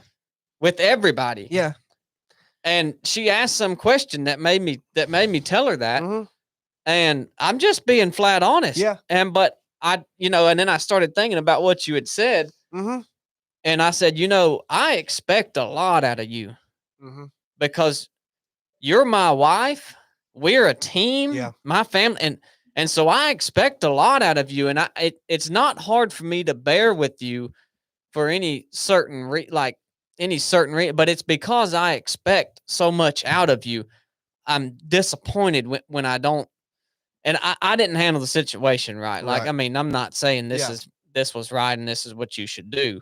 I do think you should be honest with people, even if it hurts their feelings or maybe doesn't feel right. But there's a way to do it. I could have worded that much differently, but I was a little bit aggravated, and that was a mean thing to say. And we're the meanest to people Ain't that we that odd? love the most. And it's yeah, I don't know. I mean, because you don't want to be. You look back on it and you think, gosh, It's but the then, worst thing. But I could picture myself, if somebody asked me, I could picture myself saying that to somebody else other than her. But there are other things that I do and say to my family that I wouldn't do or say to it. Like, I could not picture myself saying that to somebody else. And I don't know why. It's not right. I don't like it about myself. I want to change it, but sometimes I get so aggravated with my kids and my wife. And it's like, why? Well, I don't remember if I gave a possible explanation for that when I asked that, but have you thought about that reason? I mean, I guess you're saying you don't know. Well, I've thought about it, but I guess part of me would say that it is, it's because maybe I know them and feel like I know where they're coming from more. I know more about them. And and like I said, right or wrong, I have high expectations for my kids and my wife. I do not expect them. And that, part of that is not right. Part of it's because I want the best for them. I know what they're capable of. I know who they are. And when they don't meet that, I'm like, you're better than this. Come on, you're better than I know who you are. You can do better than this. Yeah. And so part of it is maybe out of aggravation, but no, I mean, well, I've heard someone say before, it's like, oh, you're the meanest to the people you love the most because they love you, and you can, you subconsciously know that you can do that, and they'll never forsake you. They'll stay loyal. I've heard that. Well, the answer that I kind of came up with on my own was like, we're asking ourselves, why do we feel the most, anger or negative emotion or get the maddest and the meanest of the people we love the most? Well, love intensifies everything. Mm-hmm. like you also love that person the most. You also get the happiest with that person the most. You also get the saddest when that person is going through something the most. You also, everything is the most with that person. Like you love Kat more than anybody. So you're going to feel the most of anything you feel with her and about her. And I think my experience, like when you guys are talking, this is such a great topic. When you guys are talking about this, I think about how I've grown up with Chad and I know his flaws. Like I know his weaknesses and he knows mine. And we both watch each other continue these patterns of weakness that we've had for so long. And some of them we might never improve. But sometimes for me, it's like if he comes out in pride, you know, I am like, my reaction is like visceral and it's quick, you know, and I'm trying to fill in the blank for something for him. But it's like we know each other so well. And it's so easy to see the flaws in people when you spend that much time with them and you're that close to them. Yeah. And it's easy for me to think that he's really flawed and I'm not. And when I get frustrated to not keep the perspective of like, he's probably feeling the exact same way about you when you left paper towels all over the kitchen for no reason, you know? But yeah, I just feel like I know him. And same with my parents. It's like we all know each other so well and we spend so much time together. Those little habits they have and the things they struggle with. I'm like, would you just get on and like improve that part of yourself? Like, geez, you know? Yeah. But that's wrong. Well, I don't know. I mean, those people know everything that these people watching this YouTube and listening to this podcast don't know. None of your sins. Don't know any of the things you've done. Yeah. But when you pull in that driveway, your wife knows all that. She's seen you naked. Your kids may not know that stuff, but they're learning. They're picking up on slight things here and there, you know, and you're having to teach them. So you're beating yourself up about that. You got expectations on yourself. You got expectations on your wife. Expectations are deadly, man. Yeah. Depending how you use them and how you put them in your mind, and there's expectations on you as well. Yeah. And when you start that, when recrimination comes in, when, hey, going to your statement, I expect a lot out of you. Well, if somebody fires back well, I expect this out of you and you don't do it. Yeah. Then it's on, son. Like neck bone. well, and You know what I mean? well, I mean, the expectations thing, it's like, That's a tough one. well, you know, you saying you have a lot of expectations. I mean, that's kind of one of those things. It's like, I think you got to really evaluate that. Like, what are you expecting? Are you saying you expect, you know, this high standard and you to do your best and all this, or are you expecting perfection? No. You know, like you can't do that because No. that'll get you real messed up. Yeah. I mean, Like even if you're doing it unconsciously. yeah. I mean, I like the things I expect is like brutally honest. Right, like, right. You know, like those type more moral things. And not that was, you know, the cause of anything, but I'm saying I do have that. And I try to be the example of that, but just when they fall in those things, I don't berate them. That's not often what makes me, I don't think that's often what makes me angry with them, but I also think that it's because, you know, you're with them for the rest of your life. If any of y'all do something to aggravate me, then I can probably just be like, well, after, you know, Wednesday, I won't see him again for a few days. So ain't no big deal. But if Kat or the girls does something and it's this ongoing thing, it's hard to bear with it when you're Believe that, living with them. Yeah, you imagine know, if you had to live with me, Blake. yeah. I mean, we probably have to have a couple conversations. You know, Yeah. I They think wouldn't be able to do it. too, like, I think we underestimate, like, this sound deep, like our subconscious needs within like our family unit. Like, I think especially your spouse can meet so many of your needs. And for me, it's like if I'm not taking care of myself and like I can begin to rely on Chad too much to meet my needs, to feel valued, to feel special, to feel validated in something I'm mad about, to feel, and it's like, I think that can be a point of contention for me too. Like, if he's not giving me enough attention, or if he's not, this is a random example, but like, we do, you can't deny, we do rely on our family and our spouses for emotional support and encouragement and love. And if they're having a bad day and they're not giving you that, it's so easy to get bristled up and like, pissed off about it. Yeah, and oftentimes if you reflect on, I just recognize this even recently, the actions maybe even of like our kids that would aggravate you or be like, why are you doing this? A lot of times, well, just this is an example. The other night, we were just sitting in the living room, and we just had like Blakely for some reason turned on this just like relaxing piano music on the TV.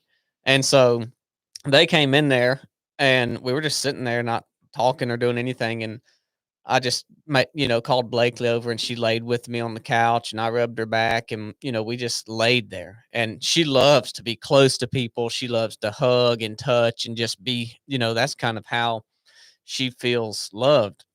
And so we just laid there for like 45 minutes.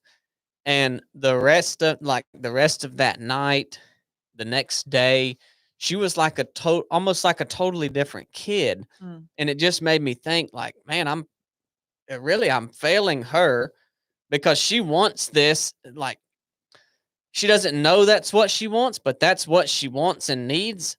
And I'm not giving it to her. And so she's acting out in all of these other ways. And she's not old enough to put all of that together. That's on me to put that together and provide that for her, so that she's not having to deal with things she shouldn't have to deal with right now.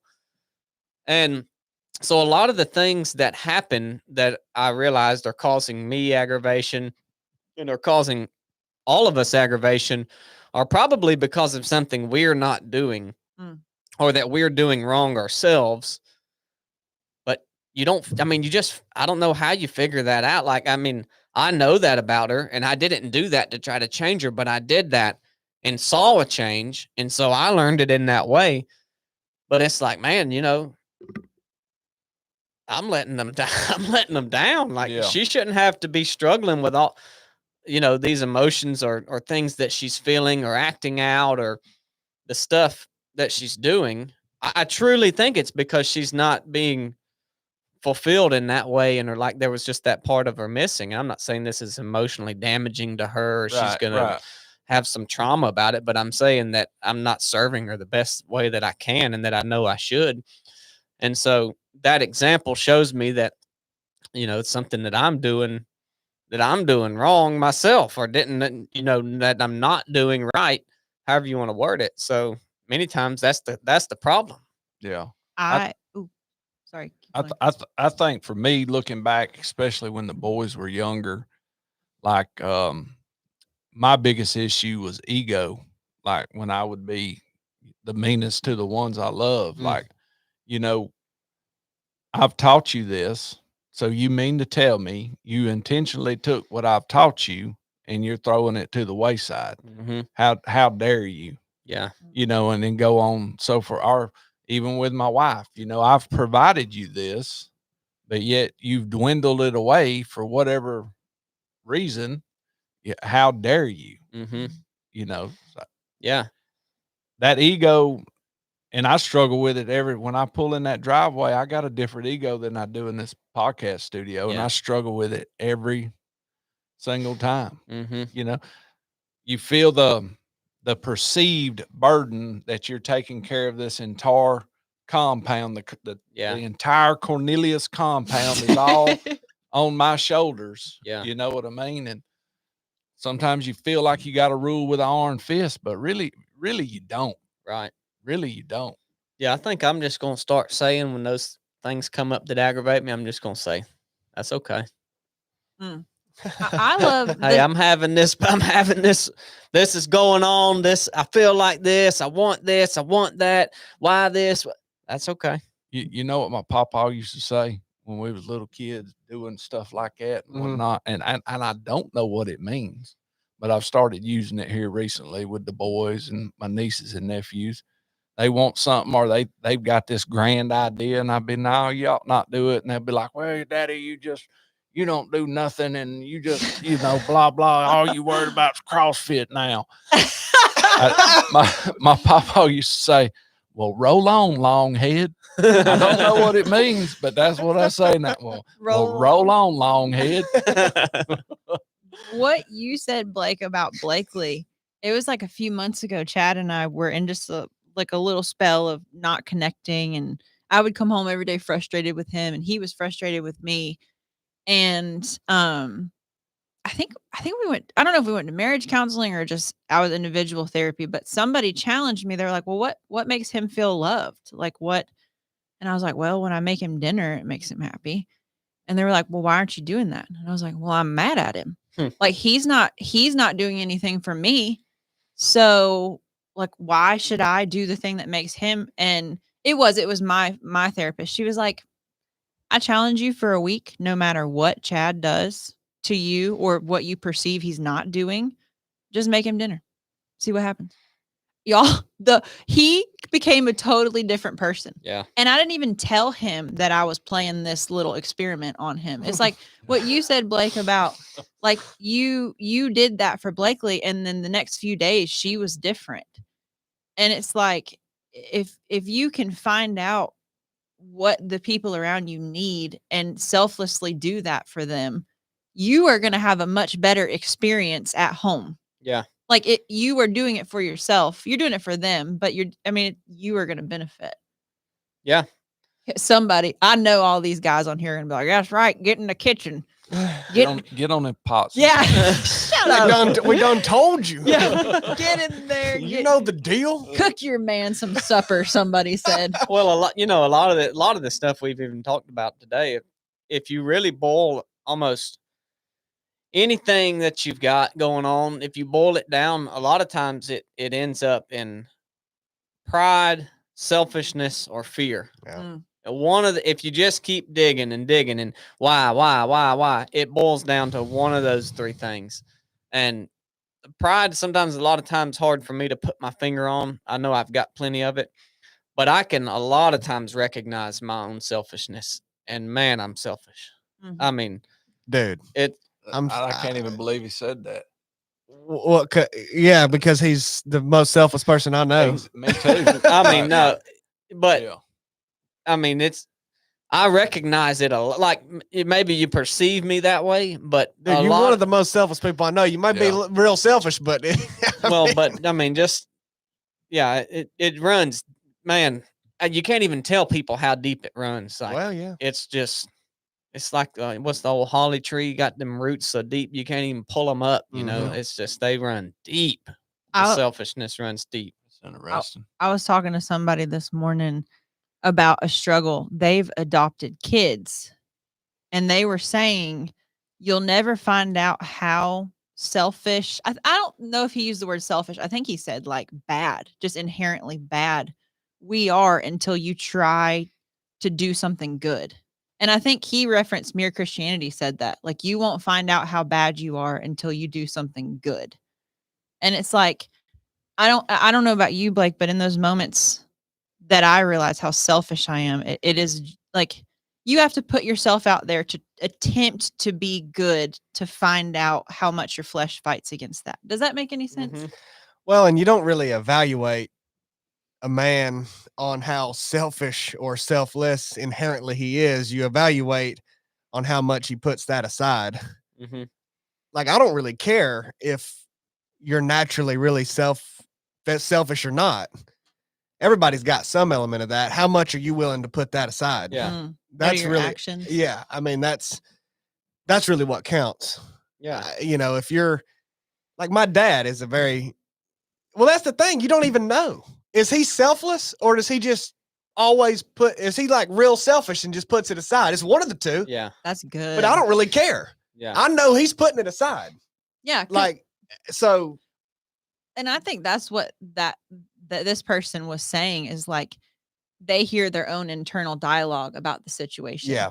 I know this person and they don't choose to act on that, but you find out what comes up in you when you're challenged to do something selfless. Mhm. Like, and I love what you said. Like, you can choose not to act on it. Yeah. But that's good. I can only see your right eye. Yeah. Can you see out of those? Oh yeah. Oh. It's party time. Well, Are we wrapping this up or what? we'll get to the super chats in just a second. I did have a few questions if we are done with this topic here. Yeah, we can move on. I know Blake's probably wanting to wrap this whole unit. No, I'm good. But before we get into these last few questions, because this is a bit of a hard shift, but you just have to bear with us. We'll go rapid fire.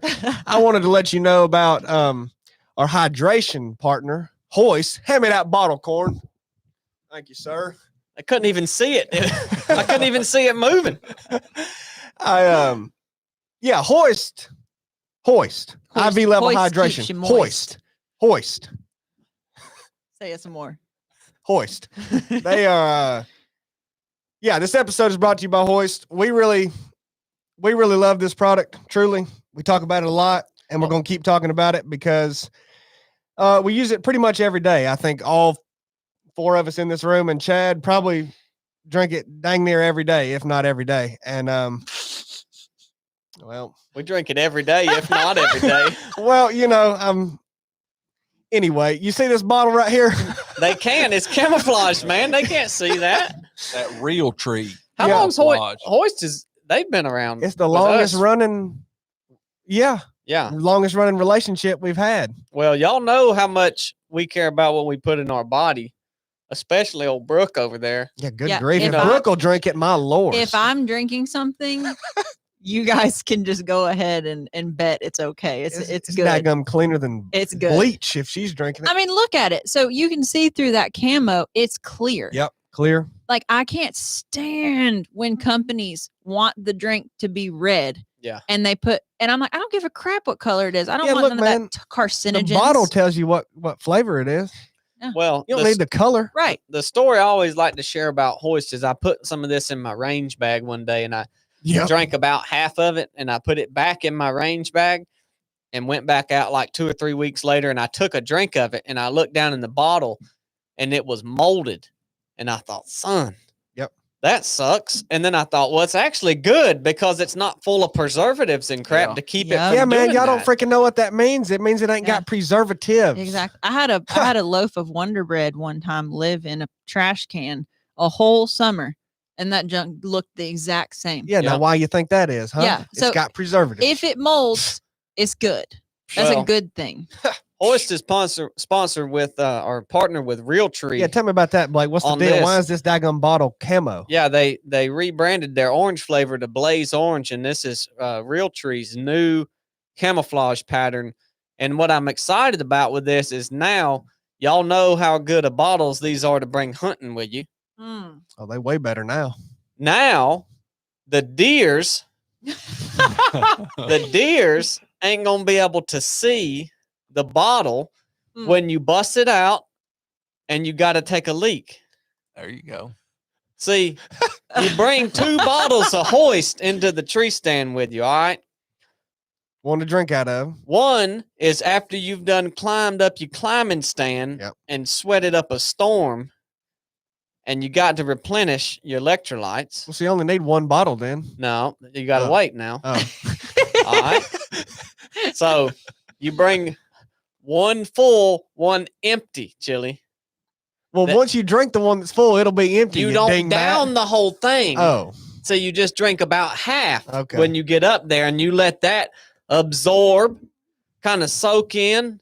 All right. look, I just And then bring. you got to pee in a little bit. And so you could use your camouflage bottle, wide mouth bottle. For Corn, in case he's got a doo-doo. Well, I got to have a spit bottle too. See? So the corn. corn needs 3. Yeah. If you show enough dirty though, if you dirty in the woods, you can spit and pee in the same bottle. Oh, Okay. Wait, I mean, if so you a that that ain't soldier- cross if you a contamination. soldier, That ain't you know, cross contamination. you know, I'm wanting to, yeah, I'd like to get my spitting done first. if you a soldier, bro. You got to spit the entire. No, I'm gonna spit in. Wait. I'm gonna spit on the front end. So Pee if, at the end. if you're dirty in the woods, that's Yeah. a good thing. Give you Right? a soul. You straight dog. Yeah, you dogging it out there. If you're carrying that bottle in the woods, you definitely a soldier. Well, I tell you what, I think I carry 2 bottles. I'll carry 2 full. I'll drink me one when I get to the stand, pee in it. Then when I walk back, drink that last one. Well, That's how I'll also, do it. also, your body absorbs this a lot better than water, right? That's- So you don't have to pee as much after drinking hoist as if you were to drink water. Well, now that's I had this with a bowl of chili the other night, and it was good. well, I tell you what about that absorption. Of course, man, you really ain't supposed to pee as much as we pee, man. I'm I dead know, serious. man. I've been What? peeing a bunch No, all my life. I'm dead serious. When you drink hoist, yeah, you're getting the right ratio of electrolytes. Mhm. Stay moist. You don't, Brooke. Hmm. You ain't got to just piss all the time. Whoa, If- piss. If you drinking the right ratio of electrolytes, Yeah. what you doing when you're peeing and it looks just like water. It's because you too much water. That's Mm. what it is. Everyone Mm. trying to drink 2 gallons of water a day. It's Something's too got to much, give. man. I'm tired of peeing. Yeah. We got to find a different track, man. Oh, so They don't open them bathrooms at that track. Corn gonna need a Yep, catheter. I'm gonna I need tell a you what. dime. But anyway, hoist. We like this new bottle partnership with Real Tree. Thank you for sponsoring this episode. what and flavor is that, chili? Blaze orange. Blaze. What is Blaze it? Oh, it orange. tastes like oranges. Yep, blaze orange. Camouflage. That's turkey season. That's the Yep. flavor. Mm. Turkey Yep. season. They So should've thank y'all. renamed it. Thank you, Hoist, and thank you guys for supporting Hoist. Check them out at drinkhoist.com. Saved it. Yes, sir. Really quick, we went on a run. Y'all talking about peeing too much. Chad pees more than any. Y'all know this. Oh, it's- more than it's any ridiculous. human. And I'm like, you need to go get your prostate looked at. The other day we ran 2.5 miles. That man stopped and peed. 4 times. Yeah, I think it was. It was either 3 or 3 during the middle, 4 at the end. Yeah. I'm like, we haven't even hit 4 miles. And Just you're prostrate. Well, he peeing is. once every mile. Does anyone know what time Chad's getting in the Land Cruiser to head back to North Korea? Because he called me during this. I wonder if I should call him back. Yeah, he's, you know how he is. He can't be, there's some of them questions we were answering. He didn't think we were doing a good job, so he wanted to chime in. I mean, look, I feel like he's gonna have FOMO if people like this episode and they share it a lot. Like if this episode gets shared more than episodes with him on it, he's gonna be very upset. that's not good. Don't worry about that. You don't think that would happen? No. Did you But- have another question, Chili? But that's okay. Yes, our man Keith from the Rock Course. Keith Thompson, Yes. the He- boxer. Yes. He asked if everything, this is in reference to, I believe, last week, and it was a conversation that me and Chad had. If everything isn't a conspiracy / propaganda ploy, but we know so much is, how do we discern? And I just wanted to address that question since we did talk about it on the podcast last week. I also, personally, Blake may not, I think that's a very good question because, Well, that's right up your alley, man. well, look, everybody has to take information as it comes. I see, my perception is you've got a camp of people that think absolutely everything that they read is true, trustworthy, 100%. The narrative, following it to a T, the media, Fox News, CNN, whoever said this, true. Hoo-hoo. Who's Who's who? whatever. And there's another camp who says, dang it, man, if they said it, it's a lie. Every aspect of it's a lie. There ain't no truth in it. Look, man, you're the same people. I said it last week. I'm going to say it again. You are the same person. You either blindly reject or accept everything you hear. There's no evaluation of it. There's no investigation into it. There's nothing. Yes, you're opposite ends of it, but you're the same daggum person. So how do you discern? You ain't going to discern immediately. You're not going to hear it and then automatically know the answer to everything. Maybe you have good intuition and good judgment right off the bat and can kind of think, okay, well, I know this and that, but you're going to have to look into each thing. You have to take everything on a case-by-case basis. If you start thinking that everything you ever hear is a lie, you're daggum schizophrenic. I mean, you are. And then you literally will go into a rabbit hole so deep in that, it's probably worse than the people who just believe everything they hear. So both sides need to take time to say, look, just because Fox News said this don't mean it's true. I need to look into this however best I can. You may struggle with that, but how you look into it is you check other sources. Okay. I know that doesn't sound like much when you go reference Fox News with CNN, but look, you have to start there. Then you have to look deeper. You have to investigate this. You have to talk to people who are actually on the ground in the situation. Like it may be some news story about these Navy SEALs that, that died off the coast of Somalia, and everyone thinks that's a conspiracy theory.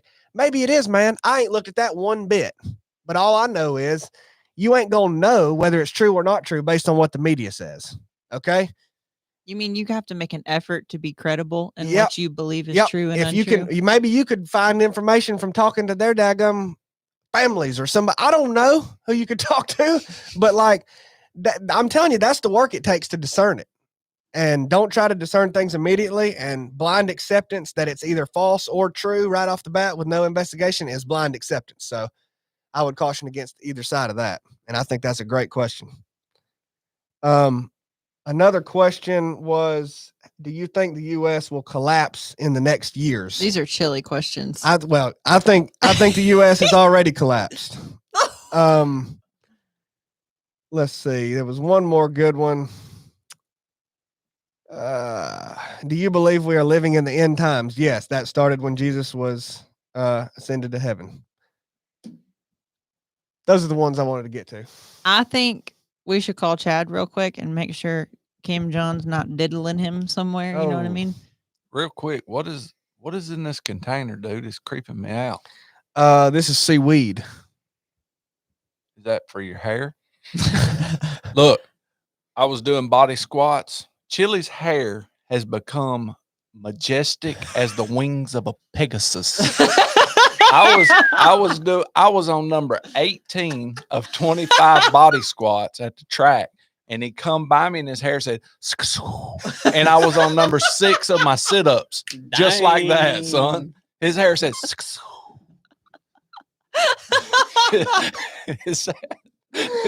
Well, I have been using this new shampoo with hemp in it. You mean you're washing your hair? How about that? It doesn't look like you've washed it. Well, I hadn't in a few days now. Wait. You know, when I had long hair, this lady, this is a funny story. It's not funny what caused it, but this lady she would have seizures. And she had one in the gym. You know, they cut the lights out. Yeah. She was laying there. And so I was walking over to, just like, hey, do y'all need anything? And she was kind of coming too. But I was walking up from where the double doors are. It's sunny outside. And so I was backlit. And she thought she had died, and she thought I was Jesus walking up to her because the light was behind me, and like I was silhouetted, and I had this long hair. What the crap?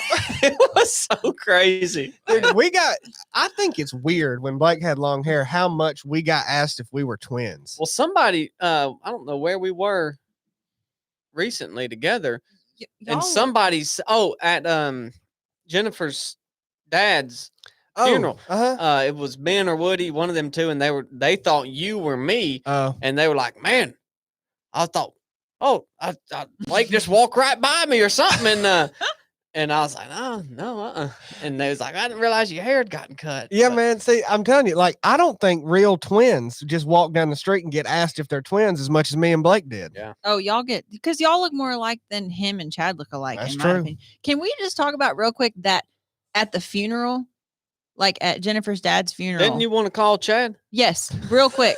Look, You're doing a bunch of things real quick. We You dragging just this said on. I know what something. you're going to try to talk about. My hair was looking rough. That's fine. I was No, gonna, we were all looking rough. That's what I was gonna say. Yeah. I was gonna say I had no nice clothes, So I was the only one wearing jeans. And then Chad and I sit down. He looks rough. He hasn't washed his hair. It's nasty. Mhm. We sit down and look at y'all, Mhm. and y'all look like a bust can of biscuits. It's Like bad. Blake's hair was terrible. Chili's hair was so oily, it looked like it was stuck in one direction. Mhm. And everybody else in that place looked pristine. Yeah, it was wild. Well, Well, look, you know, we We're also like don't the have dirty friends. Well, yeah, and we don't have, you know, we didn't do well with our attire. We're feral. Look, we're feral, and that's Eating seaweed. I know. Look, Jennifer and James, we love them, and they love us, and they don't care what we look like. Oh, they don't care. I thought it was kind of humorous. All right, I'm calling Wow. him. We'll call him real quick. Don't rush me. Is Hurry it up. that one going? Yeah. Okay. Sure. Okay. Don't rush me. That's kind of loud. Yeah, it is loud. Whoa, y'all ain't got them headphones on. Can you go What's down? going- No, go ahead. Better. You can turn it down on your phone if you need, bro. Doesn't work. Look, now he's in the airport. What? He's Is he in North flying? Korea. Is he flying? I thought he was driving. He done text me. Your call has been forwarded Yeah, to he He done. mu- he I must told have- you he wasn't going to answer. He He done. must be held captive. He, he must done be told me- captured. He done told me where he was at. Kim Jones diddling him right now. He's All in, right. he's in the airport. He's in. Blake. No, I'll tell you. You know that room they bring you in the airport. Wait, what are you talking about? He's not. You said he's driving back. Yeah, they done stole his car. I'm talking about they drug him to TSA. Blake's about to hit you with something. He's ready to go. You better let me read these super chats, or Oh yeah. Look, he just Pick texted them. me. You got YouTube? Got anything? super chats. All right. That's what they got. Let's hear it. Okay, so $10 from Ryan Hewison. So that was his first super chat. Nicholas, Thanks, Ryan. You I going don't. back from the beginning, bro. Yes, Oh, Nicholas. Did we always do this? Don't we? yeah. Just roll on, Chili's. Yeah. You guys are upsetting me. Nicholas Z. Gradick, $5. Here's $5 for my beard fund. Trying to grow a beard like Chad's. Derek Carswell Got to up that testosterone, buddy. Yeah. gave $5. He said hashtag bring Chad home. Somewhere in Texas gave $10. Love you guys. Dave Bales gave $19.99. Dang, Oh, Dave. be Dave. Fear the beard. They like how I said that like that. Did you hear that? Did you hear the way I said it? Like a soldier. Jesse Porter, oh yeah, gave $5 just in case y'all didn't hear before. This is for that hottie corn. Thank you, Jesse. Dang. Alpha Ranch Militia Arm, good lord, gave $4.99 and they said hype. Little Virgil gave $1.99. Little Virgil. Virgil. He's always in there. Matt likes to run gave is that Matt? We know that's $4.99. Gonna be in your AO end of March, beginning of April. Been a while since I've seen any of you in person. Would love to do lunch if it fits schedule. Heard. Sean Hertz gave $5. Thank you, Sean. Sean Wright Thank you, Sean. Right. gave £5. Chili, my Mm. t-shirt and stickers landed safely here in England this week. Well, praise the Yep. Lord. God bless y'all. Good grief. Yep. Some people's have not, so I'm glad to hear that, Sean. Mad 9 mil gave $1.99. Love the show. Keep doing what y'all feel is right. Brandon Wow. Nesson gave $9.99. Love what y'all are doing. Thank you. Justin Milford gave $20. Good grief, Justin. Thanks, Justin. Old Justin. Justin's been out 10, training, man. 10, been- 10. He said, Brooke, as an addict myself, I've learned that we literally have to rewire our brains, and it takes time, effort, and the refusal to quit in spite of anxieties. Keep moving, sister. Our love will dwindle. Our anxiety will dwindle in due time. Love y'all. Hold on, I have a Love's call gonna coming dwindle. in. Hey. Hello? What the heck? Are you guys still on the podcast? Yeah. What? We haven't been held back by your freaking overwhelming speech. You know, we've been able to all speak freely. We haven't gotten sassed or I've been eating seaweed. said anything mean to us. We're reading You guys are. super chats. What is man. this like? What are you guys doing? Like a Oh, podcast whoa. marathon? babe, we just got a super chat from Garrick, 1999. He said, "Love you, best podcast ever." Nice. Garrick. Oh, Garrick's my That's man. got a sting, man. Garrick's my man. Dang, boo, that's rough. Well, did we hit our 35,000 for the new Land Cruiser to get me out of here? Almost. Dude, how are you calling me right now? I told them about how you texted me that you got to the airport. They drug you from your Land Cruiser and took you to the security room in the airport. How are you calling me? Chili said Kim John was diddling you, boo. Yeah, they've got me locked down in the hallway here. Don't quite know how I'm going to get out of this, but I did let one of the North Korean nationals, they did let me use their cell phone to make this phone call. Well, good. He's So- in the NK. What'd they do with the Land Cruiser? Yeah, what'd they do with your truck? That's a good It's question. still sitting on the border. They can't get it to start either. The U.S. North Korea border? Yeah, the U.S. North Korea border, they can't get the Land Cruiser to start either. And unfortunately, the North Koreans are too dumb to know how to take the emergency brake off. Just put Hillary on that, boo. She'll take care of you. Yeah. All right. Well, that's the update. Well, that was good. Thanks, buddy. If you don't let Yeah. let Brooke finish reading these Yep. super chats, Blake's gonna kill Blake's you. gonna explode.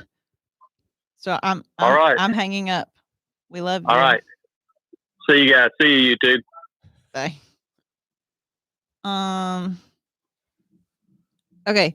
Jason Aberwald, $4.99. Thanks for encouraging me to seek Christ. For what does it profit a man to gain the whole world and forfeit his soul? Mark 8:36. And other than Garrick saying the best podcast ever, that's it. I think Mike Smells wasn't on today. Are you gonna bring You just that had up, to man? say it, You didn't gonna bring that up? Mike Smells. Dad, bum. Well, we appreciate all them super chats. Yeah, that means a lot to us Yeah, it really Yeah. does. It does. for sure. Thank you guys. I think we did pretty good personally. Like without Chad, just keeping it flowing, you know. Good job, bro. Yeah. What? No. I just laugh because how long would you? You're have about a- to make Blake really mad. How long would you have a podcast go? You'd go for 5 hours, wouldn't you? If yeah, probably. I mean, I've really enjoyed this conversation. Well, Like I think it was My good. ears are sweating. I have not forced, like I have really enjoyed everything y'all have brought up and the stuff Blake said. Like I've benefited from this conversation. Look, man, if So we I just would- let Blake talk on a week-to-week basis, it'd be a heck of a lot better. Well, I got to start being nicer to the people I love. Well, yeah, we me all too. got things to work on. That's what we're gonna Believe do. that. Yeah. All right, who's signing us off? Well, guys, I'll do that so no one else rambles on. I appreciate y'all tuning in today. We're honored that you would listen. If you got something out of this episode, share it with people. Share it on Instagram, YouTube, Facebook, Twitter, TikTok, And- all of them things. MySpace. Can they mention that it was a great episode without Chad? Just like, you know, Well, if you- that's what they think, I wouldn't Right. ask anybody to lie. no. But if that's how you feel, then you're welcome to put that in there. And so we'll see you guys next Wednesday. If you ain't at the race, if you're at the race, we'll see you on Saturday. Enough said. Done.